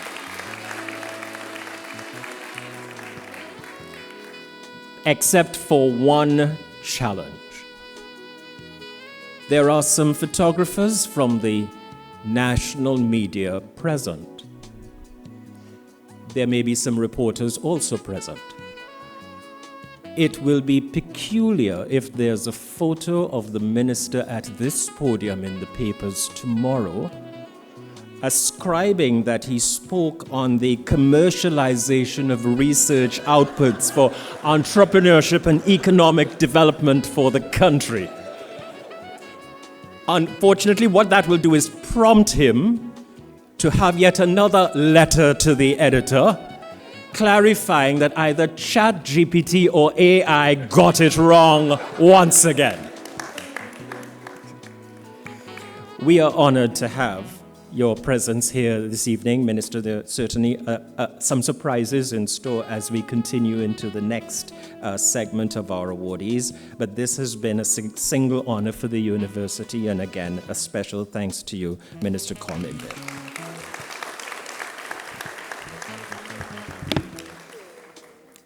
The next awards recipients will be presented with a monetary prize along with their plaques and certificates.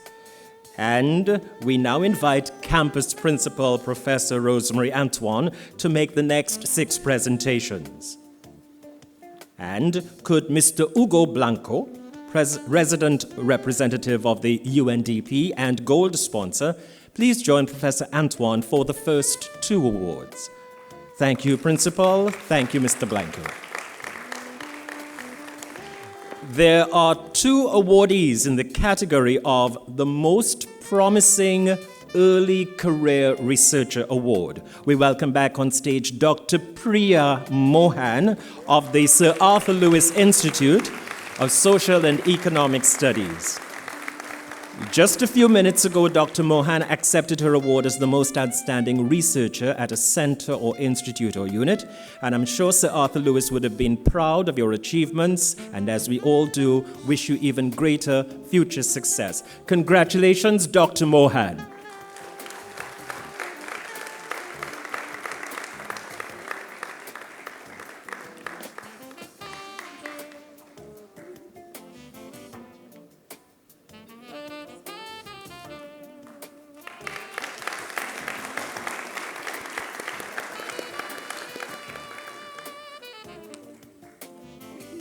Congrats.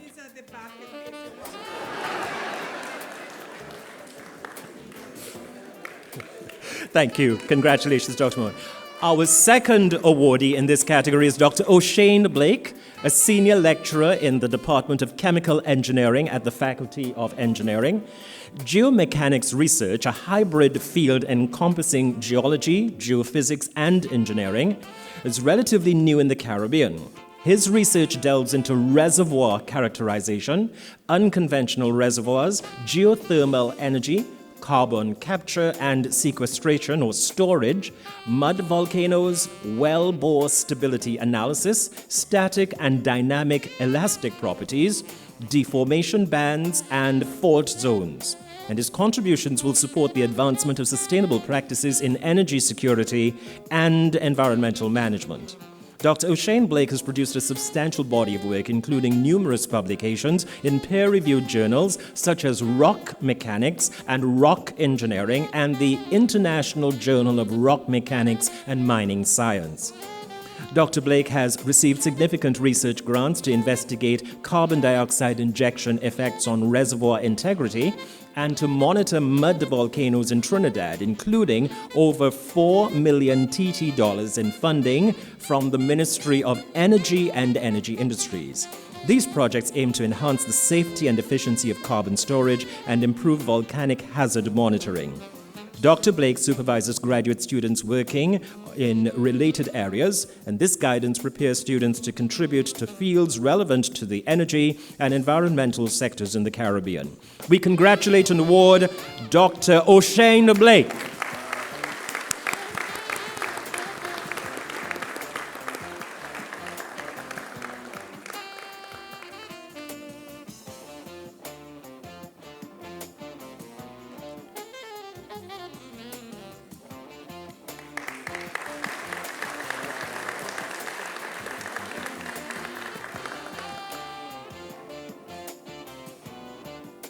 Congratulations.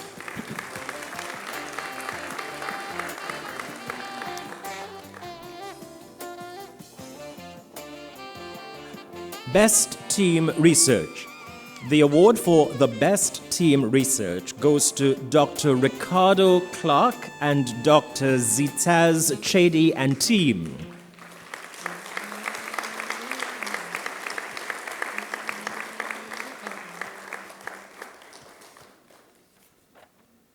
Just making sure I'm in the right part on the script. And this will be presented with this award for their Sustainable Futures project. This groundbreaking initiative focuses on creating stronger, more sustainable communities across the Caribbean by addressing important challenges in public health, energy, infrastructure, and agriculture. It supports the United Nations Sustainable Development Goals and meets key needs within CARICOM.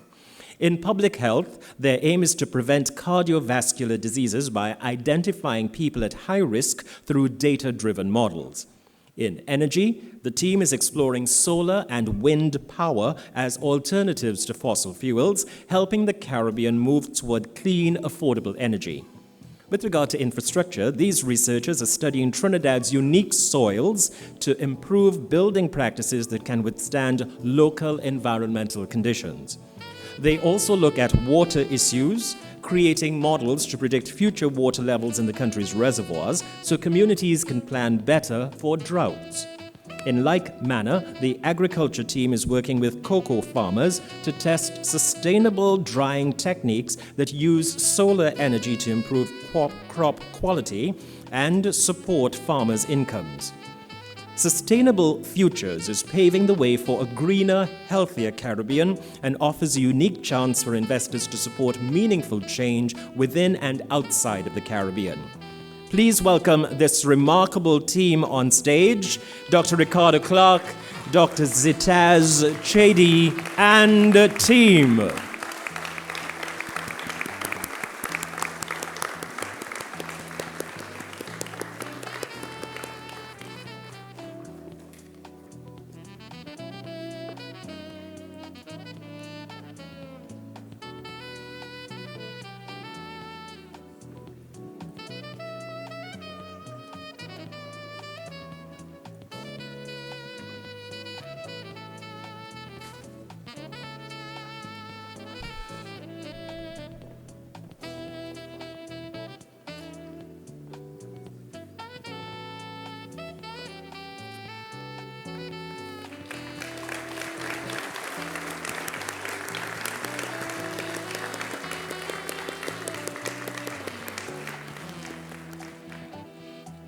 Congratulations all, and thank you, Mr. Blanco, and thank you, Dr. Clark, Dr. Chedi, and thank you to the team members.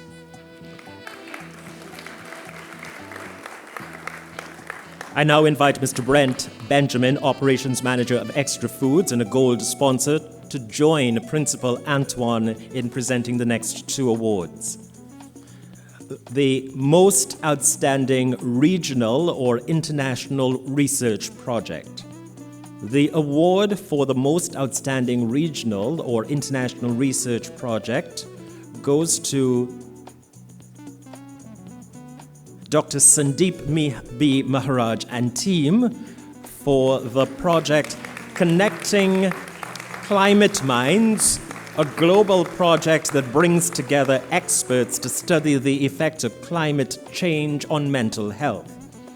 Led by Imperial College London with help from the University of the West Indies and other partners, this project connects researchers, policymakers, healthcare providers, and people who have faced mental health challenges due to climate change by building a strong, supportive community across regions.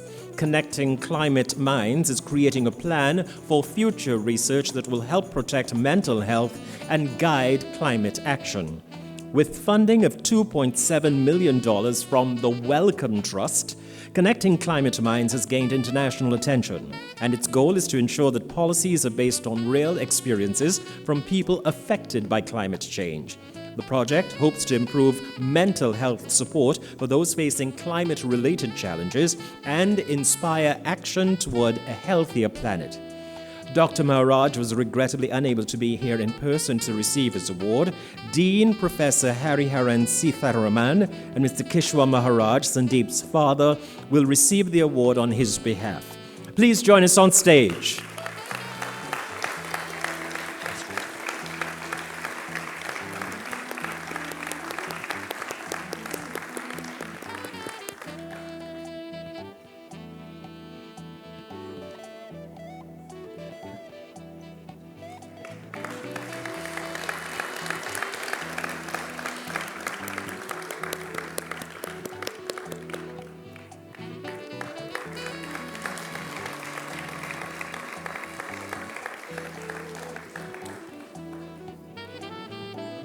Congratulations. Thank you to Dr. Maharaj and team.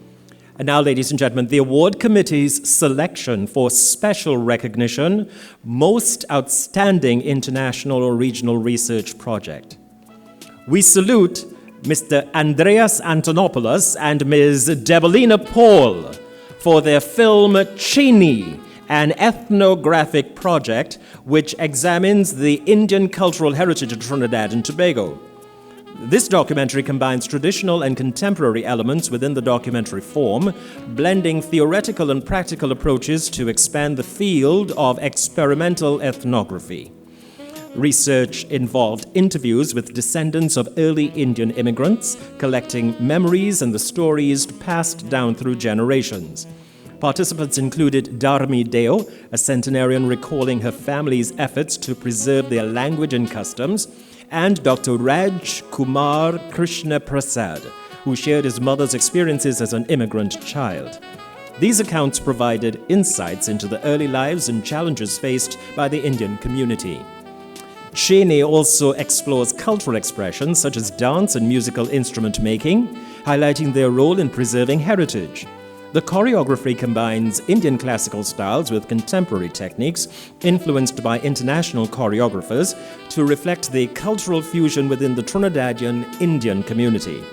Dance is used as a tool to convey historical and cultural narratives, and in its approach, Chini adopts a decolonizing perspective, challenging traditional and potentially stereotypical portrayals of Caribbean Indian life that may be influenced by colonial perspectives.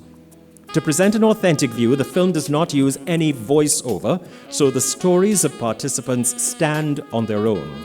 Remarkably, Chini was produced without any organizational funding. Yet it has received regional and international recognition screenings at festivals including the Doxa Documentary Film Festival in Canada and the Dhaka International Film Festival in Bangladesh, and won the Andrew Laszlo Award in Hungary.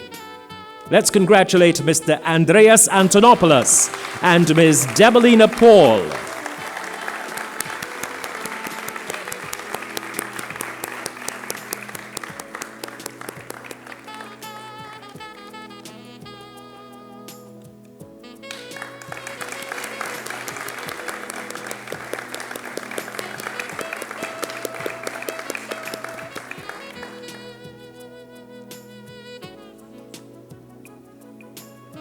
There's more.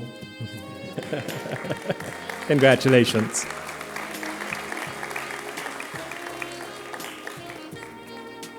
And thank you, Mr. Benjamin. Thank you, Mr. Antonopoulos and Ms. Paul. I invite Mr. Dexter Riley of United Independent Petroleum Marketing Company Limited, UNIPET, to co-present the next 2 awards. UNIPET is also a gold sponsor.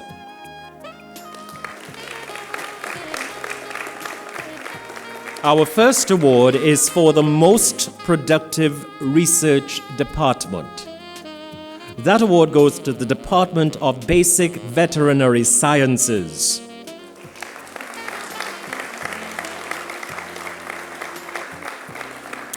And the award goes to DBVS for its important contributions to animal and public health, food safety, and environmental protection in Trinidad and Tobago and the wider Caribbean. In the last 5 years, DBVS researchers have produced 257 publications, including 109 papers in respected peer-reviewed journals. This research has earned significant funding, over 12 million TT dollars from major international donors like the European Union and the US Department of Agriculture.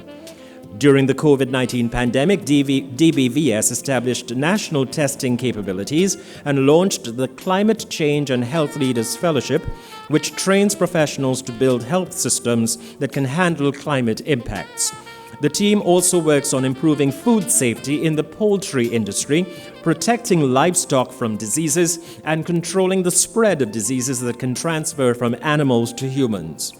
Their One Health approach includes studying wildlife diseases, which is important for understanding and preventing health risks to people. As such, the work they do not only advances veterinary science, but also strengthens public health, food security, and environmental health regionally. I invite the head of department, Professor Venkatasan Sundaram, and staff on stage.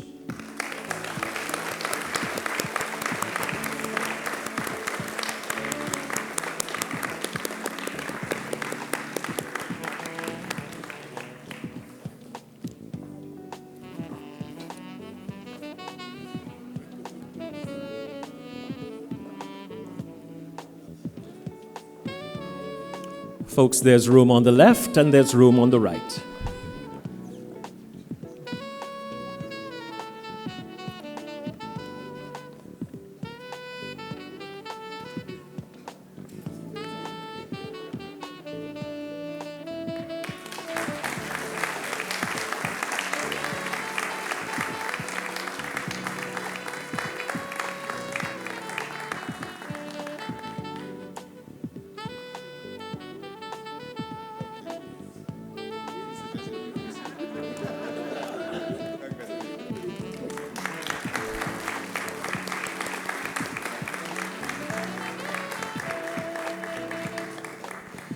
Congratulations, Professor Sundaram. Congratulations to your staff as well.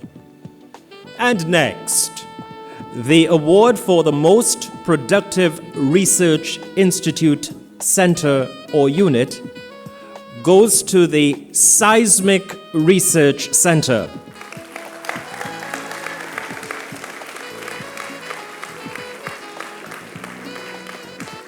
Over the last 5 years, the SRC has conducted groundbreaking studies on volcanic deformation, seismic hazards, and risk mitigation, publishing extensively in high-impact scientific journals. Key projects include in-depth analyses of the 2021 La Soufrière eruption, the findings from which have significantly improved eruption forecasting models and contributed to global volcanic science. Its multidisciplinary research encompasses geophysical monitoring, hazard assessments, and community resilience building. Collaborative projects such as the Volcano Ready Communities Project in St. Vincent underscore the Center's commitment to enhancing regional safety and preparedness, empowering communities near active volcanoes through strategic education and training. Its MyHaz citizen science system is a tool which lets everyday people report hazards they observe, making communities more aware of risks. These examples illustrate SRC's ability to integrate public engagement with scientific advancements to foster a proactive culture of risk awareness.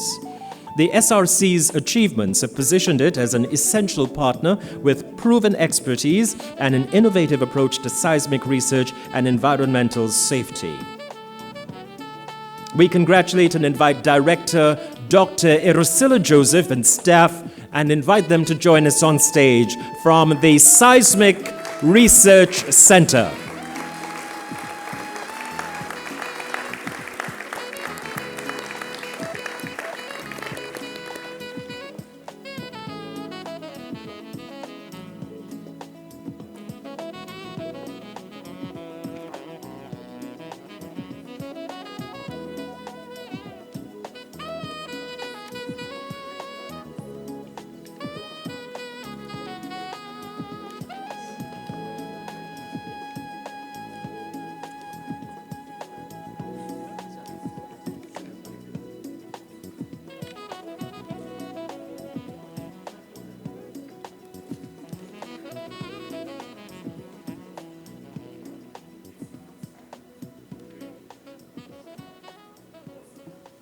Congratulations and thank you.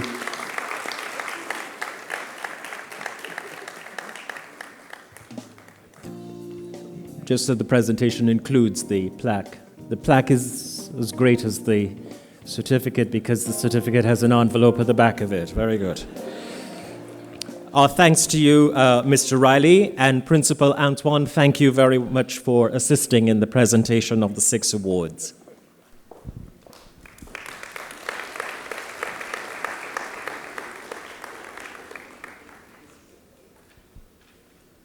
Ladies and gentlemen, creative talent exists and abounds here at the University of the West Indies St. Augustine campus. We will present to perform for you a degree student in musical arts in the Department of Creative and Festival Arts, as well as a noted national performer. And perhaps fittingly, his performance is The Impossible Dream. Will you please welcome to entertain and perform for you, Stephen John.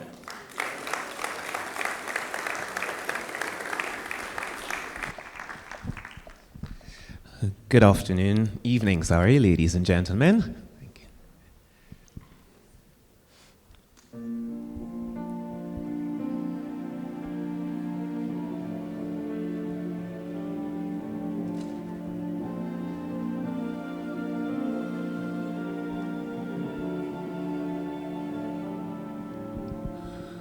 To dream the impossible dream, to fight the unbeatable foe, to bear with unbearable sorrow, to run where the brave dare not go, to right the unrightable wrong,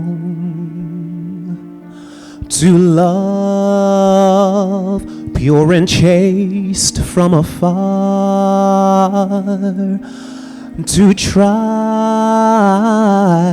when my arms are too weary, to reach the unreachable star. This is my quest, to follow that star,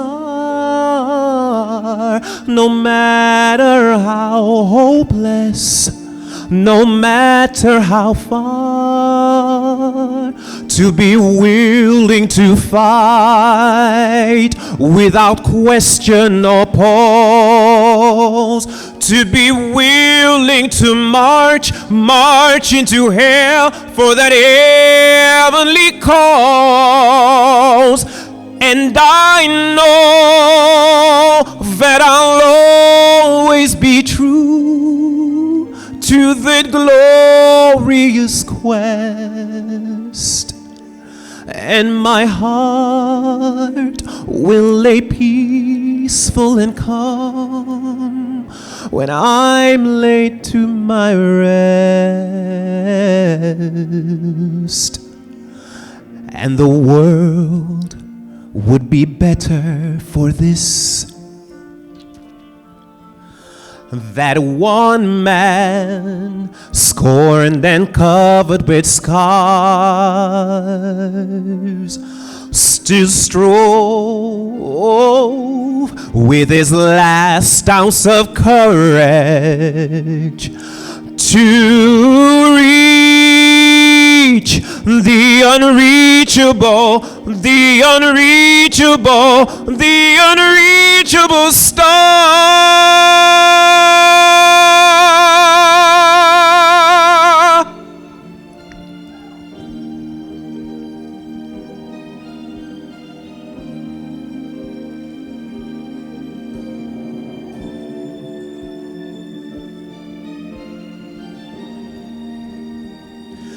And I'll always dream the impossible dream. And yes, I'll reach the unreachable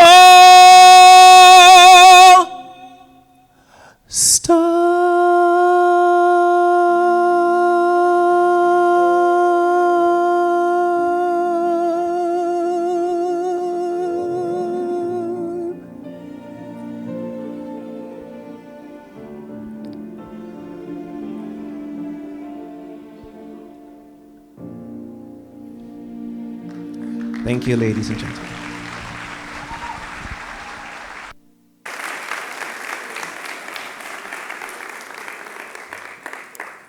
Well, just for that principle, you can move the request to the minister from 10 up to $11 million. Congratulations. Thank you very much to Steve and John. Well done. Study by day, study by night, rehearse by day, rehearse by night. We are at the point in our proceedings, ladies and gentlemen, where we present the Principals Research Awards. Presenting the next 4 awards will be Principal Antoine and Mr. Ian Mitchell. The Hurricane and Earthquake Alleviation Research HARE Award goes to the Director of the School of Veterinary Medicine, Dr. Carla Georges, and her team.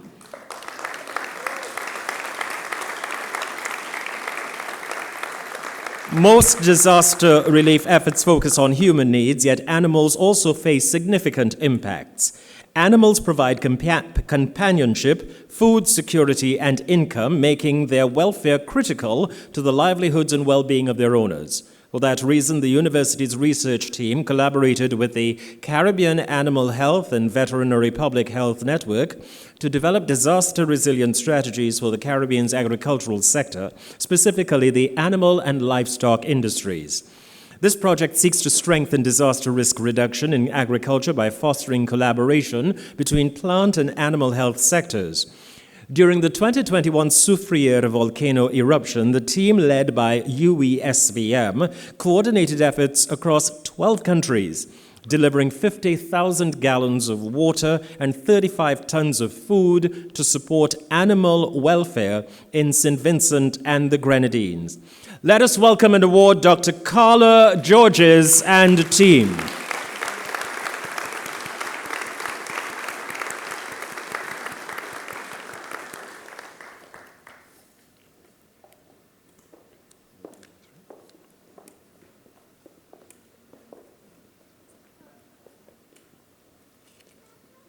Wow.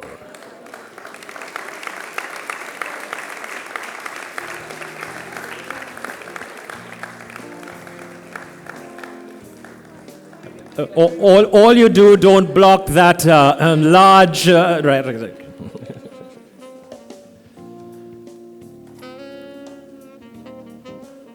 Congratulations.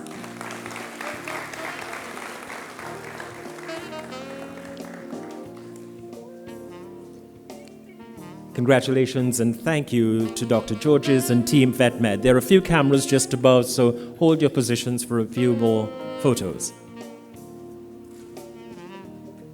Wonderful, all done. Thank you.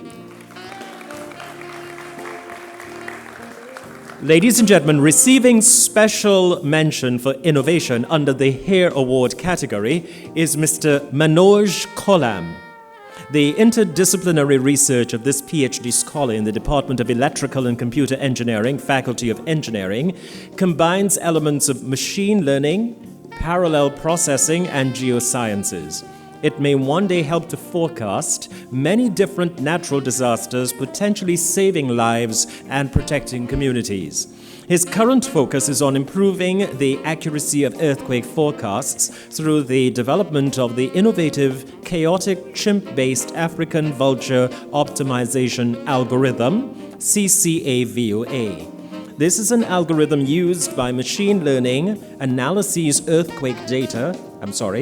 This is an algorithm used by machine learning that analyzes earthquake data by mimicking the behavior of animals searching for food to help the model identify the most critical data points and make more accurate predictions.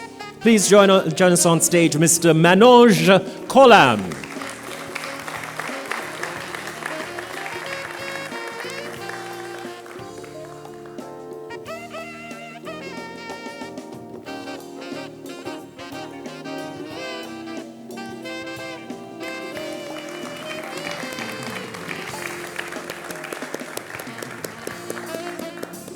Congratulations.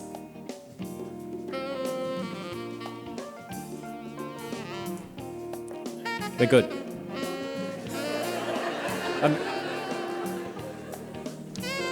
Here's what. Get the picture from that guy. Good. Our next two awardees are receiving the HARE Certificate of Recognition Award. And this is where it gets very special.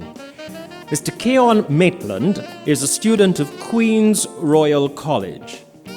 In response to the Caribbean's vulnerability to hurricanes, Keon Maitland's research proposes developing circular, hurricane-resistant housing capable of withstanding Category 5 winds.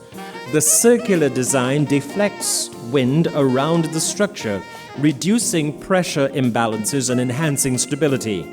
This shape reduces material costs by minimizing the amount needed for construction. Keon's circular housing concept has the potential to reduce damage from hurricanes in the Caribbean, providing a cost-effective and resilient solution for communities at risk from extreme weather events. And our other recipient is Mr. Joshua Mirage, a student of Fatima College. In his research, Joshua reviewed the causes and effects of hurricanes and earthquakes and emphasized solutions that support community resilience. These included the role of early warning systems, including advanced forecasting models and seismic sensors to provide timely alerts that help protect lives and reduce damage. In his focus on resilient infrastructure design, he recommended building practices tailored to withstand extreme conditions.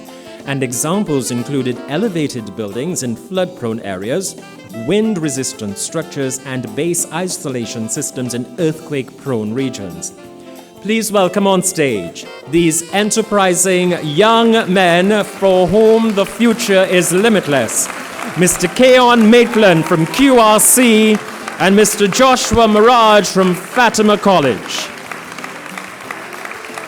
They will receive certificates of recognition.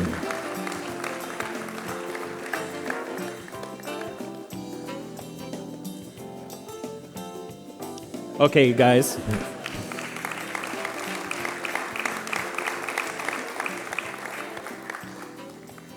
Don't go too far. We need a group shot with both of you. So after he does his, then you come back on stage.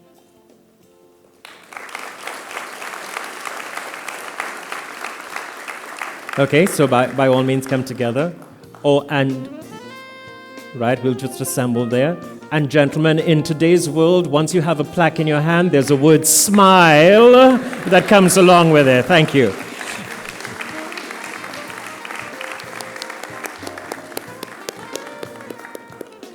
Well done. Congratulations to both of these youngsters.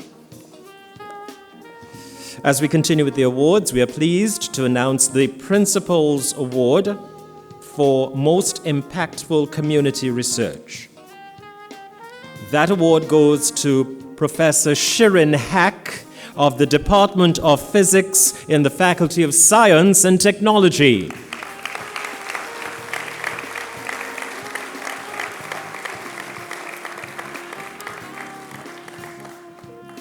The Women in Science for Hope WISH Foundation, founded by Professor Shirin Hack in 2020, offers educational resources and hands-on scientific experiences to foster self-esteem, ambition, and curiosity in children who may otherwise lack access to these opportunities. WISH has achieved awards from the International Astronomical Union IAU and the Women and Girls in Astronomy program. In 2022, the IAU awarded WISH a €4,000 grant, enabling the foundation to launch Our Caribbean Sky, a project that introduced children to astronomy through a custom-designed kit complete with planispheres, sundials, and a book authored by Professor Hack. Last year, 2023, WGAP granted $1,000 to support WISH's Binoculars Stepping Stones to Eyes in the Skies initiative, which provides binoculars and astronomy presentations to children's homes. This project was for presentation at the prestigious American Astronomical Society meeting in January of this year. Professor Hack, congratulations. Please join us on stage.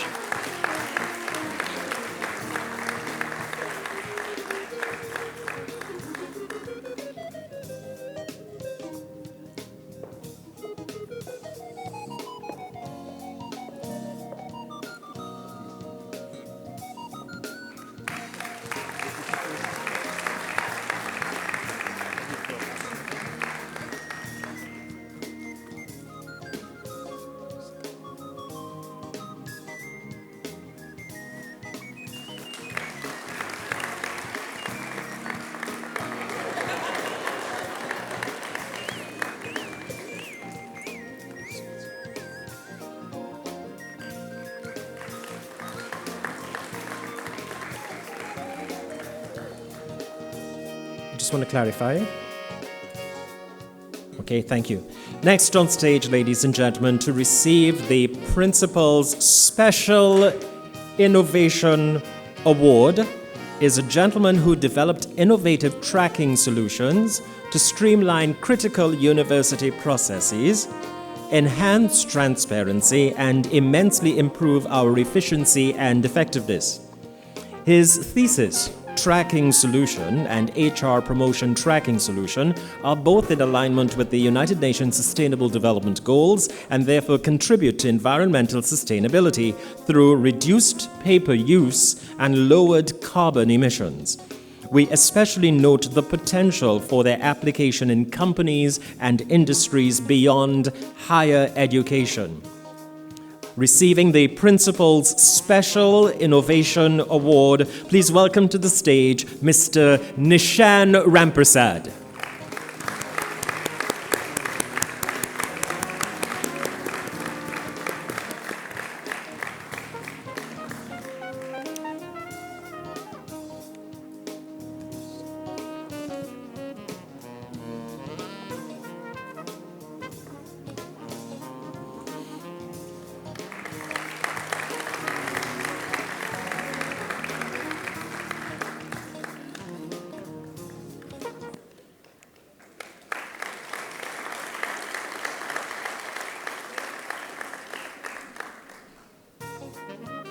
Congratulations and thank you. Ladies and gentlemen, I did mention earlier that the judges had a hard time in their deliberations.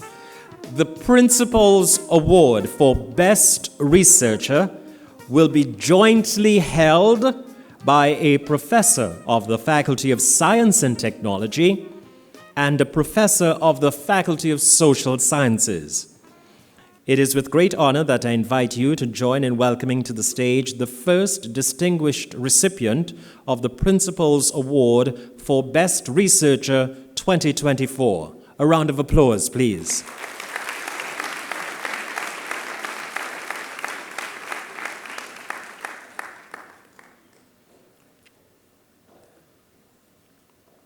Professor Adesh Ramsubag.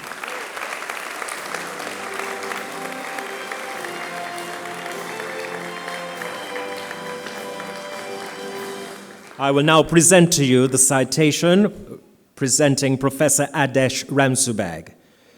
Professor Adesh Ramsubag of the Faculty of Science and Technology is a distinguished researcher whose highly acclaimed work bridges microbiology and biotechnology with transformative impacts on human health, environmental sustainability, and agricultural resilience, in fact. He has led more than 86 peer-reviewed publications and supervised in excess of 90 postgraduate and undergraduate research projects. It would also appear that 27 is Professor Ramsubag's lucky number, his lucky number. Don't use what I do in another place with 27. Professor Ramsubag's lucky number has over 2,700 citations. At least 27 of his publications have been cited in a minimum of 27 times. In the past 5 years, Professor Ramsubag has been awarded competitive research grants, including a $50,000 UNDP grant for sargassum-based biostimulants, and 446,000 euro from Interreg for seaweed valorization, fueling breakthroughs in sustainable crop production and environmental remediation. His pioneering work on antibiotic adjuvants has resulted in 2 patent applications, while collaborative research has highlighted new treatment avenues for diseases carried by emerging vectors in Trinidad and Tobago, and innovative solutions for petroleum bioremediation using native microbes. Professor Adesh Ramsubag's projects, grounded in sustainable innovation, span vital areas in human health and environmental welfare. Key accomplishments include identifying over a dozen novel compounds from indigenous bacteria with potential pharmaceutical applications, including 2 patented adjuvants aimed at counteracting antibiotic resistance via histidine kinase inhibition. These discoveries are advancing to preclinical trials, showcasing a strong potential for medical breakthroughs in combating resistant pathogens. In agriculture, too, his exploration of local seaweed species as plant biostimulants has shown exceptional promise. Studies indicate that extracts from sargassum and ascophyllum seaweeds improve crop growth, yield, and disease resistance in tropical conditions. A new sargassum-based formulation is already positioning this research for economic impact. Environmental health projects reveal high levels of fecal pollution in this country's waters and underscore the presence of pathogenic organisms in air affected by Sahara dust. This work underscores the urgency for updated public health measures in Caribbean communities. Additionally, studies on mosquitoes and picornaviruses inform policies against emerging infectious diseases with significant epidemiological implications. Finally, petroleum bioremediation research has revealed local microorganisms' effectiveness in mitigating oil spills. These projects together present a holistic approach to pressing global challenges and opportunities for investment in impactful solutions for sustainable development. Professor Ramsubag's contributions have earned accolades, including the UWI Vice-Chancellor's Award for Excellence and the SABGA Award in Science and Technology. We now invite Professor Antoine to come forward and present Professor Ramsubag with the award for his impactful research and mentorship as he continues in his quest to advance scientific knowledge, foster capacity building, and address critical challenges in health, agriculture, and the environment.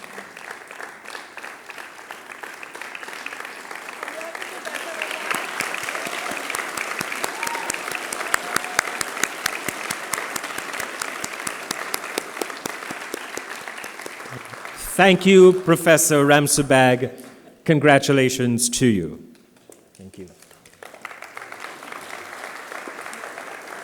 And ladies and gentlemen, as mentioned, this is a joint award. Therefore, it's my privilege to invite you to join in welcoming to the stage the other esteemed recipient of the Principal's Award for Best Researcher 2024.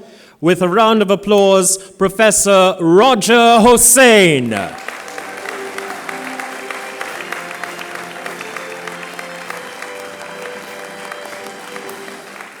It is my pleasure to present to you Professor Roger Hossain.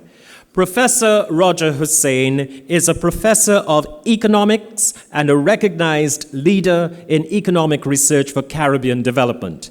For over 2 decades, he has focused on advancing economic resilience in small island developing states through studies on trade vulnerability, regional integration, and environmental sustainability. Leading impactful projects like UWI's Trade and Economic Development Unit, TDU, National Conversations Seminar Series, Professor Hossain has engaged key stakeholders and informed policies on topics such as foreign exchange crises and the effects of Venezuelan migration. In addition, he serves as director of the Shore Foundation, an initiative that supports local communities in environmental restoration through substantial food and seedling distributions. Professor Hossain is focused on exploring critical socio-economic and trade development issues, especially for small island developing states like CARICOM nations. Recent projects have looked at trade dynamics, economic diversification, and sustainable development policies, producing impactful publications in top peer-reviewed journals, as well as an innovative vertical index of direct competition to assess trade strategies between CARICOM and major players like China and India, which offers valuable insights into international trade competition. He has authored over 60 peer-reviewed papers and 10 books, and co-authored critical books on CARICOM's trade and development issues and the socio-economic impact of the Venezuelan migrant crisis on Trinidad and Tobago, addressing the resource challenges facing SIDS. His strong interest in economic resilience led him to analyze COVID-19 policies' effects on female entrepreneurship, adding a gendered perspective to economic recovery strategies. Other studies delve into structural shifts in exports within CARICOM, presenting policy recommendations to enhance regional trade efficiency and mitigate the economic effects of Dutch disease in Trinidad and Tobago. More recently, Professor Hossain completed a socio-economic assessment for Pariah Fuel Trading Company's fence-line communities, supporting the design of their corporate social responsibility interventions. Professor Hossain has secured significant funding for regional research in renewable energy and trade development strategies, and has earned accolades including a nomination to represent the Dutch islands as a commissioner. Through his mentorship of more than 70 postgraduate students, Professor Hossain is guiding the next generation of economic leaders and continues to shape key policies for Trinidad and Tobago and the Caribbean region. We now invite Professor Antoine to come forward and present Professor Roger Hossain with the award for his impactful research and mentorship as he continues in his quest to advance knowledge and foster capacity building and address critical challenges. Let's say congratulations to our 2 top researchers. Thank you, Professor Hossain. Thank you, Professor Antoine. Now, as our evening of recognition and celebration draws to a close, I invite Professor Doraisamy Saravanan-Kumar, Director of Graduate Studies and Research, to deliver our vote of thanks. Prof. Sarah.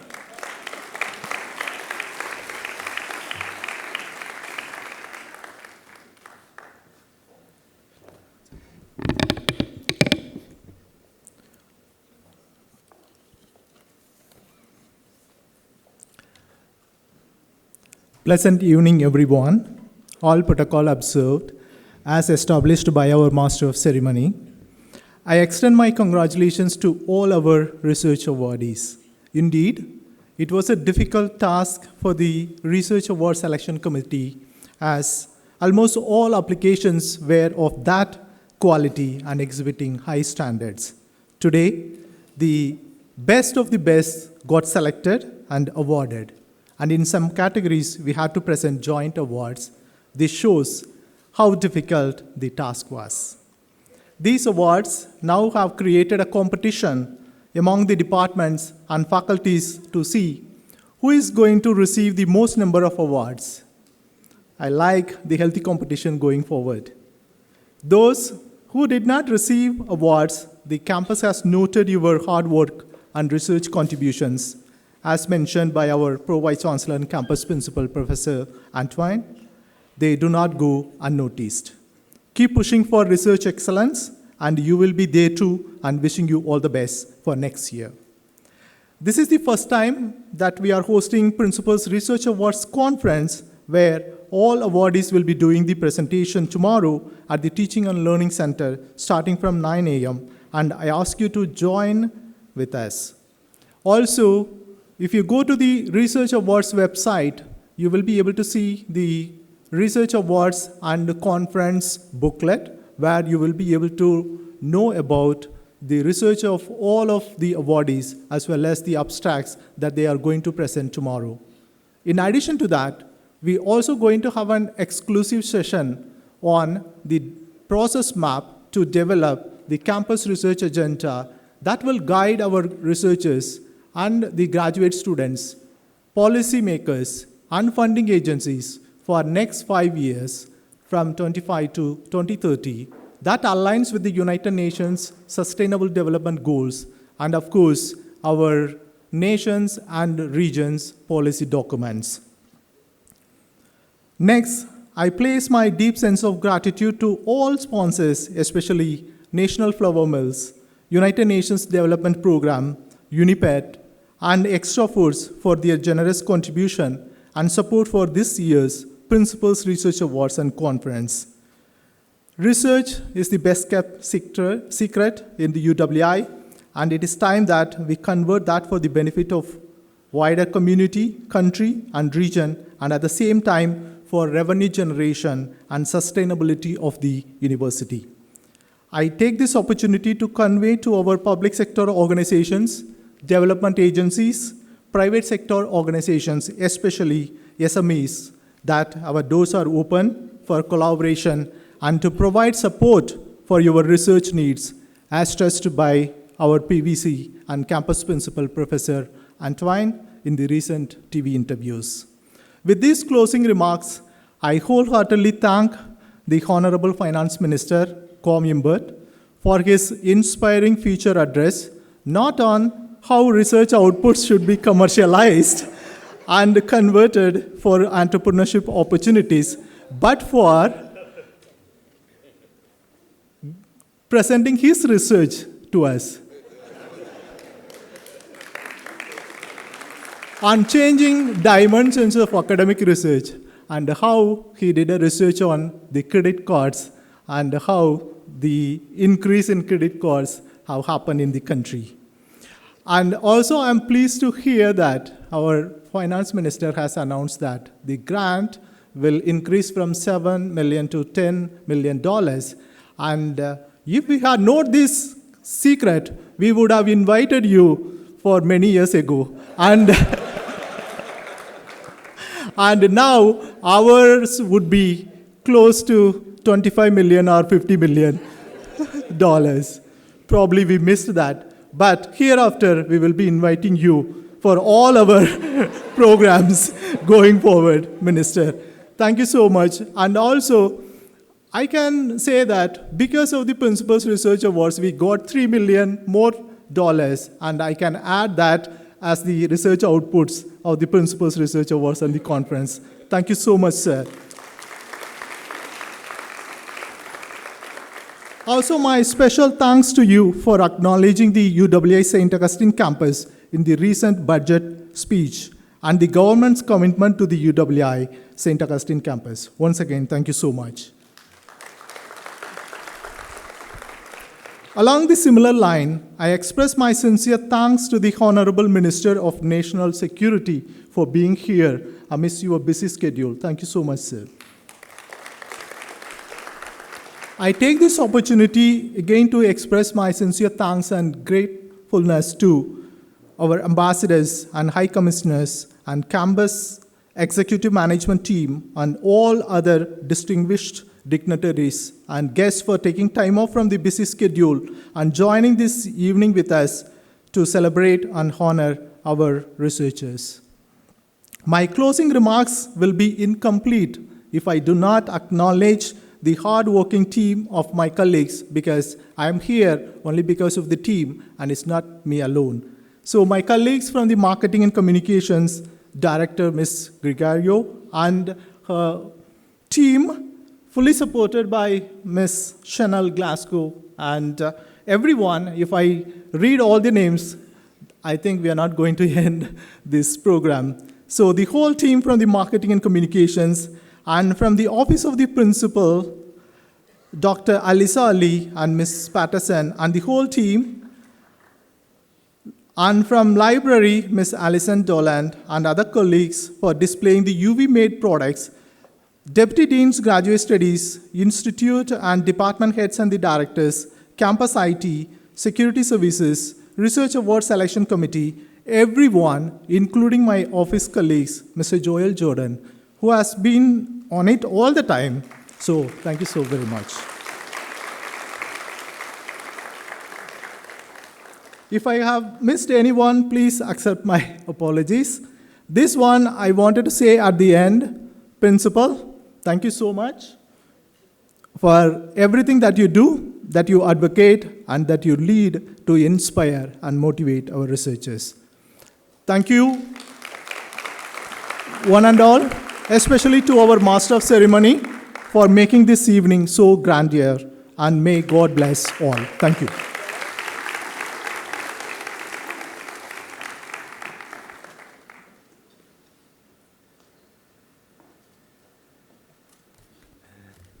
Oh, thanks to you, Professor Durisamy Saravanakumar. Thank you very much, sir. Well, we're not done yet. Not quite. Just a couple items that I need to share with you. First, ladies and gentlemen, when we come to the close of the proceedings this evening, we want to remind you that the true essence of research isn't confined to discussions within these walls.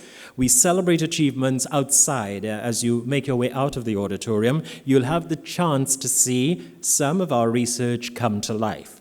We invite you to visit the exhibitions and booths just beyond these doors, where you can explore our very own UWI-made showcase, highlighting our UWI Seal It and our organic pesticides. Ask questions at the booths. They want to chat with you.